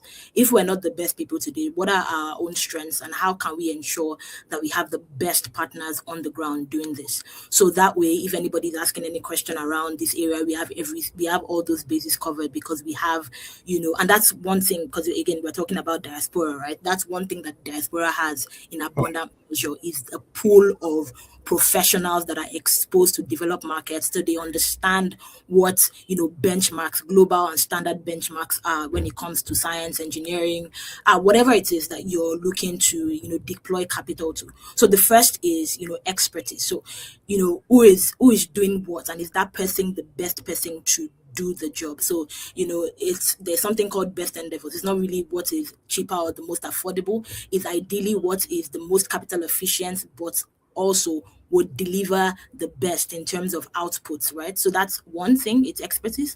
Number 2 is transparency and periodic reporting. Is opening your books for all to see. Is not hiding anything, because you are transparent. You are aligning with I mean, you're just very open. You're reporting periodically. You're giving the updates that you need to give. You have, indices that you're using to measure progress, right? And you're reporting those indices as and when due. So that's the second one. The third one is also, I think, it's also on the back of transparency as well, which is regulatory frameworks. So you're putting, maybe rules, licenses in place. You're ensuring that whatever licenses, whatever it is you're doing, whatever endeavor you are doing meets, you're ensuring that you meet those license requirements, those regulatory requirements. And then the last bit of it is just general, and I think that's where all of it fits. You just build your reputation over time as someone that is consistent. You're consistently delivering your returns. You're consistently delivering expertise. Your name is attached to something credible, something trustworthy, something reliable, and something that when they just hear your name as a brand, they know that, okay, these are the things that they can associate that brand to. Yeah, and it's very interesting that you said this, because one of the things we touched on during the panel discussion, I think everyone agreed, those who were involved, that frameworks is something that we'll have to build. We cannot depend on government. So I just want to let's dig deeper on that, because you mentioned frameworks.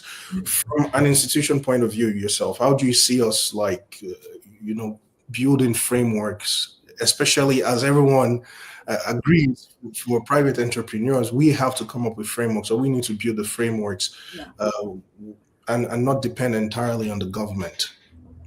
Okay, thank you for that question. And I just also want to introduce a caveat, right? Because infrastructure is such and I understand that there is large scale infrastructure and then there is small scale infrastructure, but the nature of infrastructure and the nature of infrastructure investment requires some sort of government level partnerships, because because a law, a regulation can come and wipes out everything, so for example, you have let's just say digital fintech platforms, right? And then you then have a rule by CBN that says that no fintech is allowed to operate on this day. So for example, let's use the POS system, which is digital and financial infrastructure in its own right.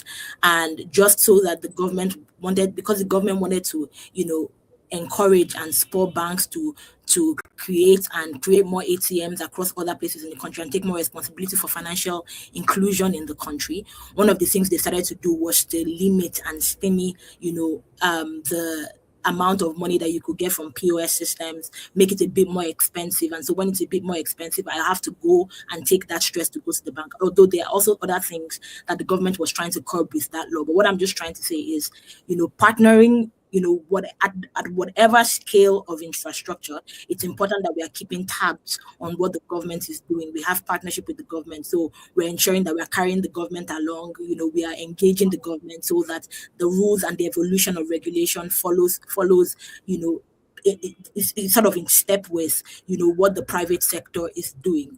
But I agree, was said at the panel session, and also what you and Bola also mentioned, that it's important that the private sector and the diaspora population is one of those. If a segment of that sector, it's important that the private sector also, takes some responsibility and develop infrastructure, either institutionally or, from the retail side of things. So that said, in terms of developing frameworks, frameworks are basically just standards, right? That you invest by, and let me just use that. So when we look at, for example, from a fund perspective, so you want to set up a pool of capital and you want to deploy a pool of capital. The framework you start to think about is that, okay, what would that capital be investing in? Would that capital be investing in? Who would we be backing? What kind of, which permit the use of my word, which horses do we want to back? What's the caliber of operator, local partner that I want to put my money behind? So understanding the persona of the person that I want to, the kind of CEO, the kind of local operator that I want to put my money behind is one, and ensuring that whenever I start looking at opportunities and I want to start to select, opportunities, that becomes part of my criteria, and it's reporting back to the pool of capital or the people behind the pool of capital that I'm deploying that, I've applied this level of due diligence in selecting this particular, operator or this particular business. So that's one. The second bit around frameworks is understanding, okay, what kind of business do I want to, what are the indices or what are the KPIs that define the kind of business I want to invest in? What are how much due diligence do I want to apply in understanding the sector that I'm going into? What kind of feedback do I want to give, again, the people behind the pool of capital I'm deploying, to give them that level of comfort that I've done by due diligence in going into this particular investment or into this particular sector? What are the regulatory requirements that this sector, anybody needs to operate in this sector, and how am I ensuring that at the baseline, whatever company I'm backing or whatever company I'm starting is always going to be aligned or aligned with those particular regulatory licenses or frameworks, right? Then there are a lot more that I can say, but another bit would be, to what extent am I ensuring that, again, I am de-risking what it is that I'm investing in. So in terms of, depending on where you go, if you go to rural areas, you're ensuring that you have community participation. You're ensuring that you have a framework that deals with community participation in a sense where you're getting community buy-in, and you don't have the project that abruptly stops because you don't have that. So I'll just stick with those four for now. So that would form basically the framework that you then need to use going forward to assess any endeavor or any business you look to start, or any investments any company you look to invest in. I agree with you so much, because in as much as we're disappointed by what the government, performance of the government across different countries in Africa now, success cannot be achieved by alienating or separating ourselves from the government. It is in cooperation that there will be progress. Yeah. And so it's very important that, yes, we're being critical and we're being honest, but we also need to maintain a cooperative posture and say, yes, we're ready to work with the government, especially in the sector of infrastructure. Yes, you cannot necessarily invest in infrastructure if you do not have government support. At the end of the day, right? Yeah. Especially through different PPP frameworks. This is very important. Yeah. I'll take us back to our first conversation. There was something you mentioned that really stood out to me. I don't know if you remember, but you said for an investor in the diaspora, $100 is heaven and earth. It might be everything he has. While for someone else, $100 is, something that is an amount that can be risked. Maybe there are people watching this that probably also running, pooled investments, or they have some sort of programs, or they manage, communities. How do you balance, from an empathic point of view, which is something you pointed out, prioritizing the concerns of the person who invested $100 as well as the concern of the person who this $100 is just a test. So the person who was $100 is, all of his money, and there's so much care and there's so much attention to that. While someone's $100 is careless about it because, okay, I'm testing out here. I can afford to lose this money. Thank you for that question. So, and it goes back to the, the duty of care points that we discussed earlier, right? So number one, understanding who your investor base is and where that comes from. So basically, different people decide to play along different points in the risk reward cycle, right? I can decide that I want a sophisticated investor, and a sophisticated investor means that there is some amount of capital that person can lose and the person won't flinch, right? Because the person understands what that risk reward, that I have to lose this amount of money if I'm going to gain this amount of money in the future. I'm going to get this return in the future. But if, and for most crowdfunding schemes, we tend to play at the lower end where a lot more people are more risk averse, and they're sort of looking more for capital preservation. And that's why, for example, you want to understand just the mind space of the person that is investing with you, or investing in your business, or investing in your pooled fund scheme, right? Is this person is this person very risk averse, or is this person, risk loving? And if the person is even risk loving, it's one thing to love risk, it's another thing to have the capacity to take that risk. So I can love risk, but all the money in my bank account is $200. I don't have the capacity, so I'm not really a very sophisticated investor, because I do not have the capacity to take that much risk, right? So if $200 is all I have, then I really need to put it in a vehicle that gets me that 200 back at the minimum and some. So understanding and it's also that due diligence from a general partner. And by general partner, I mean the person that is operating that pooled investment structure, right? You're saying that, okay, this person has approached me to say they want to give me this money. Based on my understanding of where this investor is at, I don't think I can accept. So rather, I would refer you to other types. And it's just like what Bola was saying. We're not going to accept your money. We're going to put your money behind people that have tested and trusted systems of deploying that capital and getting it back. There are maybe default loan percentage is very low because of the frameworks that they already have in place. So I think it's about understanding, inherently the risk behind what it is that you're pulling capital for, and being able to communicate that to, the pool of capital that you want to draw from, and giving people that opportunity to say, hey, this is where I'm at, because there's sometimes that some education is required. This is where I actually am at. I might love risk, but I don't have this much money. So maybe I sit this one out. I grow my capital somewhere else. And then once that, I have some buffer, then I can deploy some of that in this. Or, okay, you know what, 10% of my capital, I can afford to lose 10% of my capital, so I can put that in here, and I just see where, this goes. But seeing where this goes for the investor is not the same as for the person deploying the capital.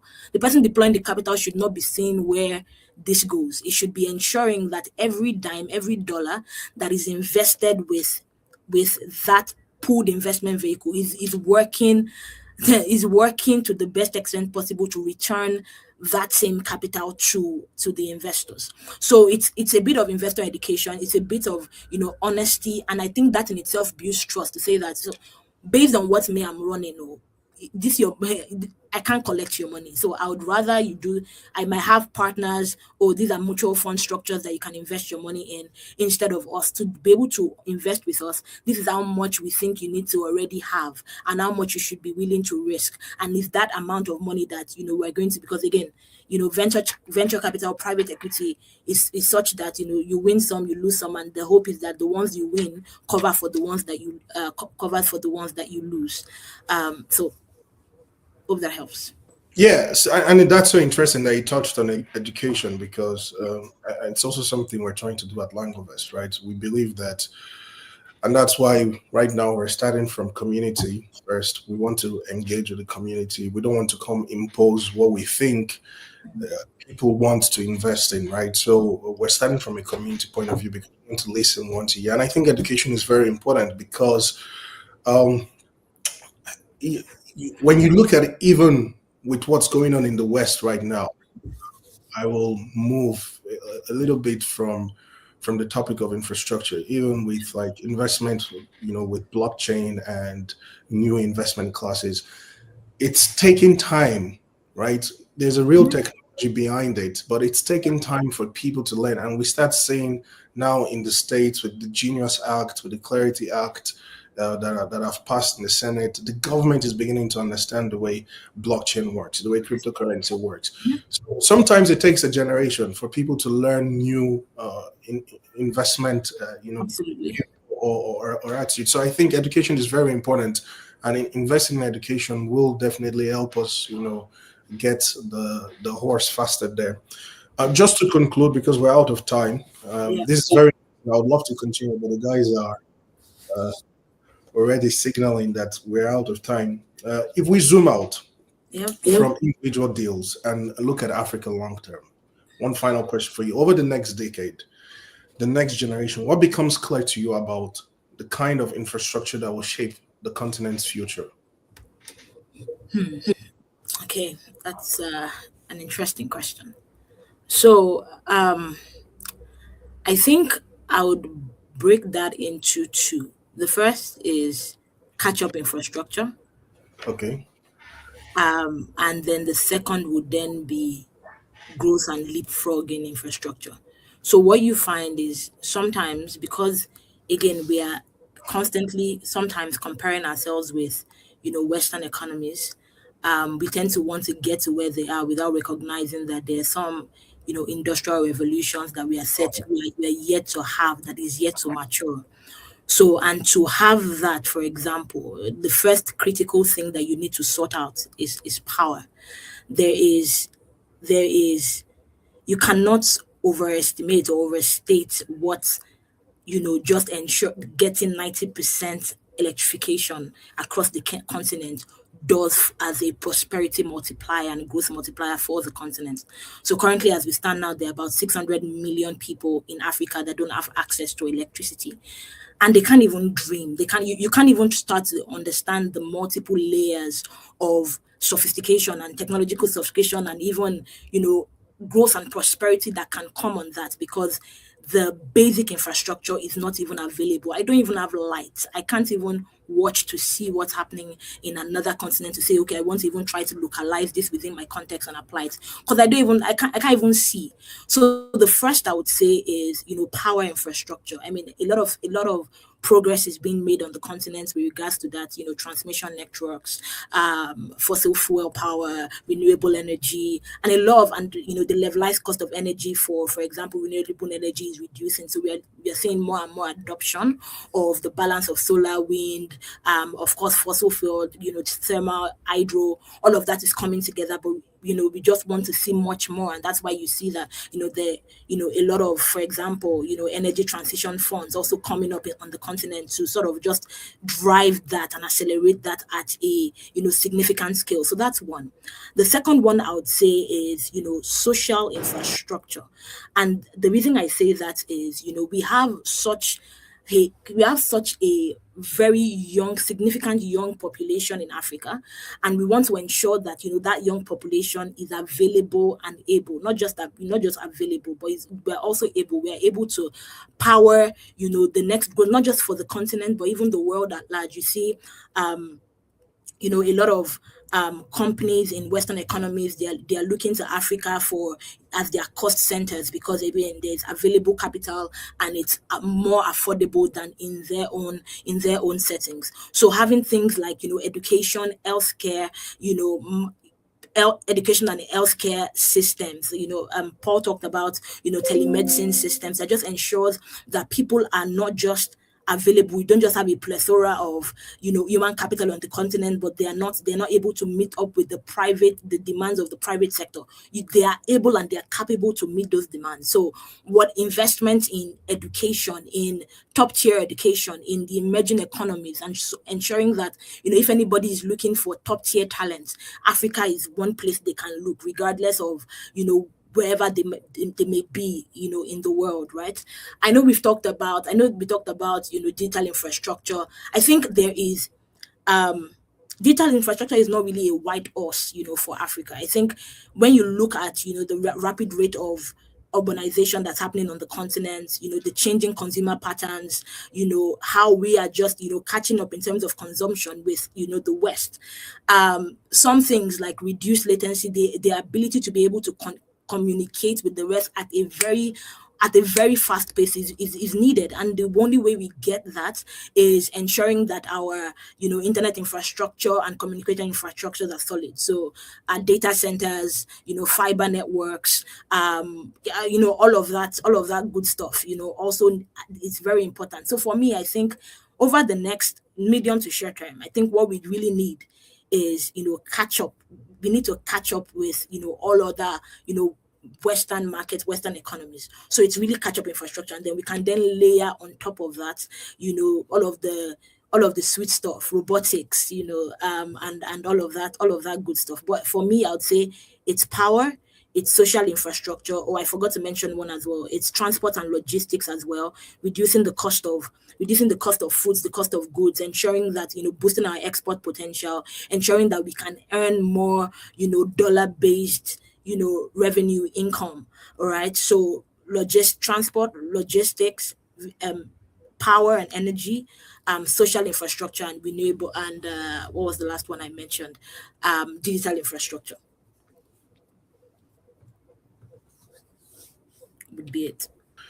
That's it. Catch up and leapfrog, and so we'll just take one question and end. I've been informed that you also have other appointments. We don't want to keep you longer than needed.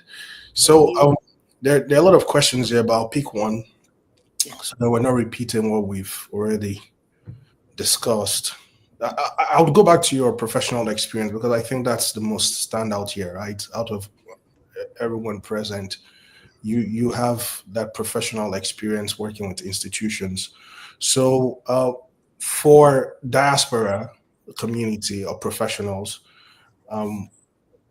what is the one practical way that they can strengthen institutions back home? Because from my own point of view, and I don't know if you know, institutions also are not fully matured if we want to compare them to our Western counterparts or Asian counterparts. So we've talked about how the diaspora can contribute not just only money or funds, but as well as in professional skills.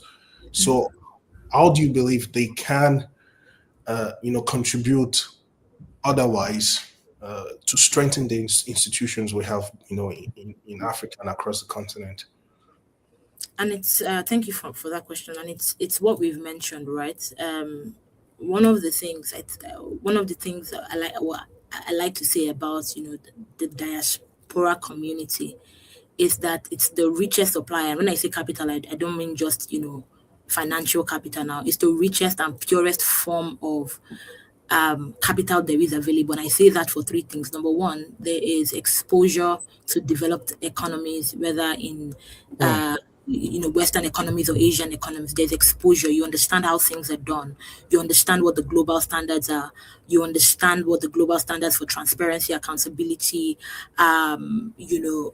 technology, what those things are. Then of course you have capital. The interesting stat is in 2024, diaspora remittance on the continent actually matches the gap in infrastructure financing we have. So annual infrastructure requirements in Africa is about $130 to $170 billion. Of that, about 50 to 70 is being funded. So you have about 90. You have that need or that gap of 90 billion. And just last year, 95 billion came in as diaspora remittances into the continent. Now, a lot of that is, household consumption, is social welfare, is small-scale investments in businesses, and then it's also asset accumulation. What Joe and Paul we're talking about in terms of people building houses and all of that.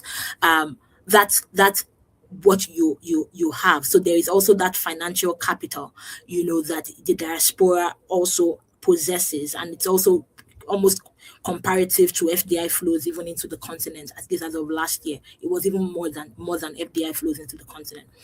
And then the third thing you then have is this amazing goodwill that the diasporans have towards their country.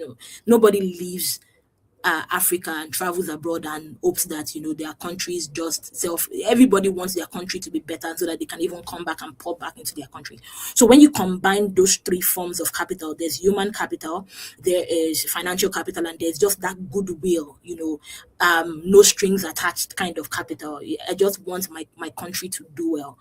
It becomes the richest and purest form of capital. And so how do you pull that back into the continent? The first is, beyond global pool or pools of diaspora financial capital. There should also be like pools of professional networks that says that, okay, are there creating sort of mentor pools to say that, okay, which businesses are looking to be developed on the continent, which sectors do I have expertise in, can I lend my 1 hour, my 30 minutes, to speak to a local operator on the continent to say that, okay, this is how things are done. Can we together, create advocacy systems that engage government at a level, working through embassies, working through ambassadors and stuff like that. And then the second layer of that is also, governance, accountability, and transparency as well, which ideally actually comes on the heel of financial capital, because once I invest my money, I don't just see it as I'm just donating money. I'm actually investing in money. And even if I do not expect financial return back, there are other forms of return that I can demand and insist on, and saying that, okay, you have to report on this different indices of return. For me, it can be, the number of local staff or local people that become licensed through your program, the number of people that you train through your program, the livelihood of a particular community. And there are different indices that you can put in place beyond financial that we can then start to insist on or the diasporans can start to insist on as a pool of human capital, thought leadership, and just understanding what trust, what governance means, and localizing that in the African continent. Wow, thank you so much for sharing that information. I think what is very dominant in everything you've been saying is that it's important for us to, like, just as a cap, to focus on education and information and letting people understand what is the reality of things. So thank you very much for your time, the time you spent with us, Olayenka. It's highly appreciated. I'll let you go because I understand you have things to do. Thank you so much. Bye-bye. Thank you so much for having me. Bye. So right now I would invite Autoricia to come on board. Okay, no, we have, I beg your pardon, we have our closing statement first. So our closing remarks with Dr. Omolola. So if she's ready.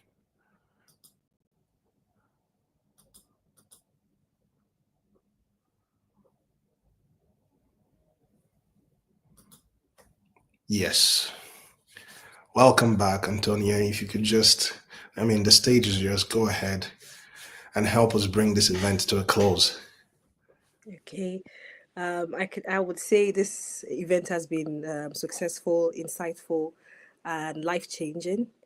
And it's a wake-up call for Nigerian professionals, Nigerian business owners, Nigerian entrepreneurs to start investing in Africa, not just because we want to bring infrastructure, we want to bring development, we want to collaborate as a community, but you as an individual will benefit, your children will benefit, and you will create a legacy that will, outlive you. And finally, I look forward to more partnership, more events. Maybe we might have the year of the return or something that is, phenomenal, like what we had in Ghana as well. Do the same thing in Nigeria, and all of that. As someone who is in academia, I'm very, very conversant about history, about education, and lots more. And I believe Nigerian parents in diaspora want their children to be exposed to Nigerian cultures, Nigerian lifestyle, Nigerian food, and all of that. So if you want to feel like home, if you want to feel at home, you want to feel at home, or you want to make your space be like home, it starts with you, and we can build each brick by the day. Do you understand? Like, what I mean is, like, we can come together as a community to build from our network, from our community, and finally we can also create home for ourselves. And I believe that people America, people in the Middle East, people in the United Kingdom, and other communities that we partner with or that we have affiliations with, buy the same idea. No matter, even if you're born in Switzerland or you're Nigerian, you still want to connect to the Nigerian roots. And that's why I keep emphasizing on home, building home, and making the place comfortable. Each brick, each step, each collaboration, each investment goes a long way. Thank you.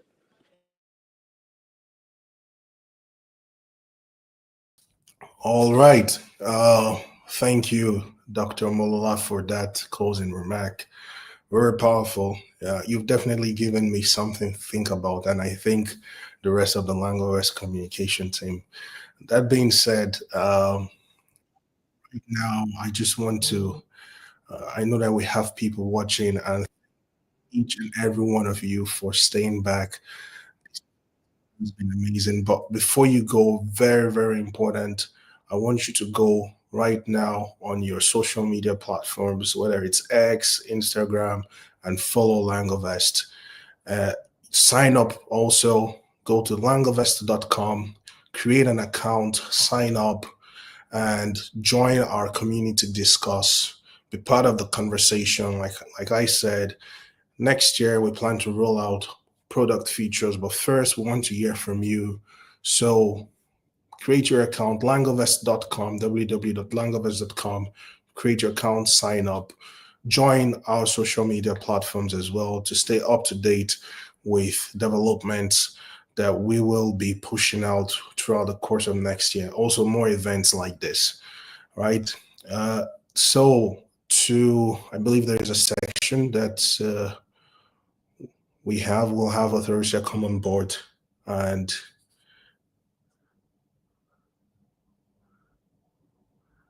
guide us through. Also, I forgot, guys, subscribe to the newsletter.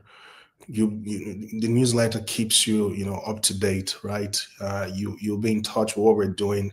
We communicate, concerning events we have, different updates, our milestones, what we've achieved and accomplished. So subscribe to the newsletter as well. We promise not to send any spam emails, right? So only insightful information when it is important, and you get access to new investment opportunities, to insights. So go right now to the langovest.com platform, our website, follow our social media pages, subscribe, and join the discourse, be part of the future.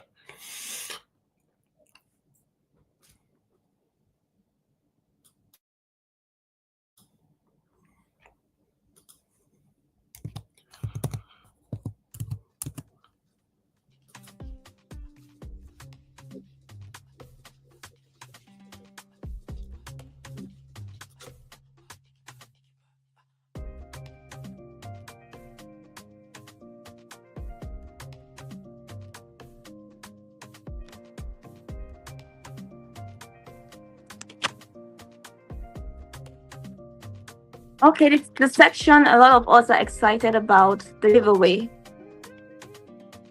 Thank you, Dr. Omolola, for the closing remark. So for our participants, before we conclude, here are the incentives available to all participants. The first, we have free access to Langovest research content. Please scan the QR code to access content prepared by our research team. You can also copy the URL in the comment section to download the content. So we have a free research content for all participants. There's a URL code on the comment section. Click to comment to download this particular content. And then second, we have a 10% kickback on your first investment with Langovest. So if you're investing $100, you will receive $110 instructions. Instructions will be included in the post-event email. Please send the phrase Langovest NIME 2025 to the email Langovest Forum 2025@langovest.com. You will receive a promo code that you will use for your first investment with Langovest.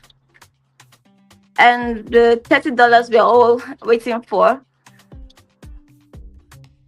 a prize competition. Please answer the post-event question correctly, and you have a chance to win $30.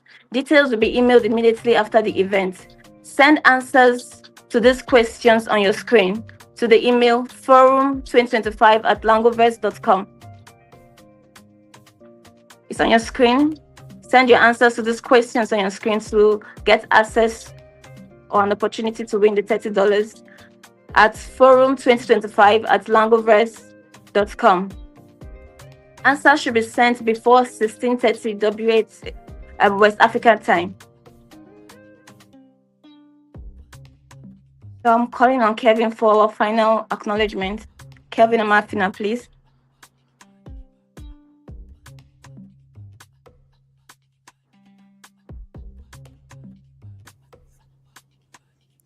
All right, thank you. If we just turn down the music so I can conclude. Thank you so much for that. She has been an amazing co-moderator. So I want to use this opportunity to thank all our panelists and speakers at today's event. It was very insightful. And one thing is for sure, we need to engage in more discourse, right? We need to engage in more conversation. Ban Ki-moon said that cooperation and discourse is essential for peace and progress. So it's very important that we continue to have more events like this. And I personally, I am motivated for us to even bring more events like this your way and to engage with the diaspora, engage with Africans home and abroad. We're not only focused on the diaspora, even Africans on the continent. It's very important. One thing is for sure, Africa is not going to be successful with its government only, right? We need the effort from our private and our private institutions, our private individuals. I also want to use this opportunity to thank my team because they put all of this together, right? And I just want to give a shout out to all of them, right? Merit, Bamishe, Joshua, Otorusia, and every other person in Langovest. You guys have been amazing. And also Anu, excuse me, I forgot Anu. Of course, how can we forget Anu? She's the creative brains behind our videos. And so you guys have been amazing. Thank all of you. And thank our viewers for watching. Thank you to our panelists. The discussion was very insightful. And we're only motivated to bring more to you guys. Have a wonderful evening or morning, wherever you are located. And stay tuned. There's more to come from Langovest.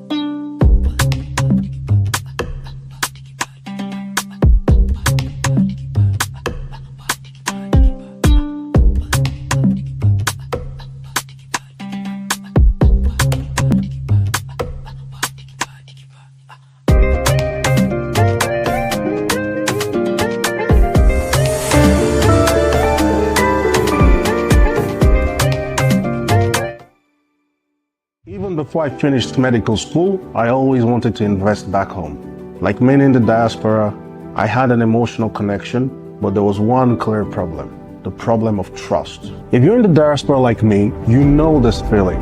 The only real option was real estate, and that was because family could help. But what if you wanted to invest in infrastructure? What if you wanted to invest in business? What if you wanted to invest in the future of Africa? There was no trusted mechanism to do this. And then I realized something important. This was not a diaspora problem, it was a continental problem.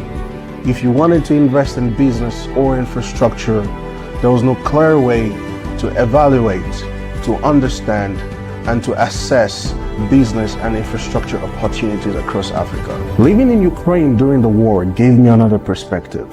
I saw how energy, healthcare, and transport infrastructures were affected. And then I realized one thing. What if the problem was how we were thinking about infrastructure? But what struck me was not the attack on the infrastructure, it was the response. The Ukrainian government and civil societies came up with solutions that were small, fast, deployable, rapid, and they were able to fill infrastructure gaps overnight. And then I understood one thing. Infrastructure is not about big physical assets. It's about coordinated systems. They came up with cheaper and faster solutions. They deployed it very, very efficiently.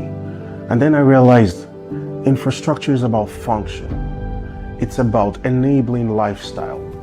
This changes everything. In Africa, infrastructure development is always cited as the biggest problem hindering economic growth. But the dominant mindset is that the government is supposed to carry this burden of infrastructure alone. This may be true in some parts of the world. However, in Africa, this model cannot work. We need to think of a new way of doing infrastructure. And many examples are present across Africa, even if we don't recognize it yet. There's already a presence of small, modular, and mobile infrastructure. That's why I founded Langovest. Our mission is to shed a light on infrastructure that is cheap, scalable, and fundable by the private sector. We're an intelligence and ecosystem platform. We're building the stores, we're building the indicators, we're building the reports that allow investors, especially those in the diaspora, to make informed investment decisions. For me, Langovest is more than a company. It is a challenge. Can we rethink infrastructure? How we finance it, how we design it, how we operate it? It is a challenge for me and for you, especially those in the diaspora, to partake in nation building. Langovest exists to create trust, access, and transparency for Africa, for the diaspora, for our future.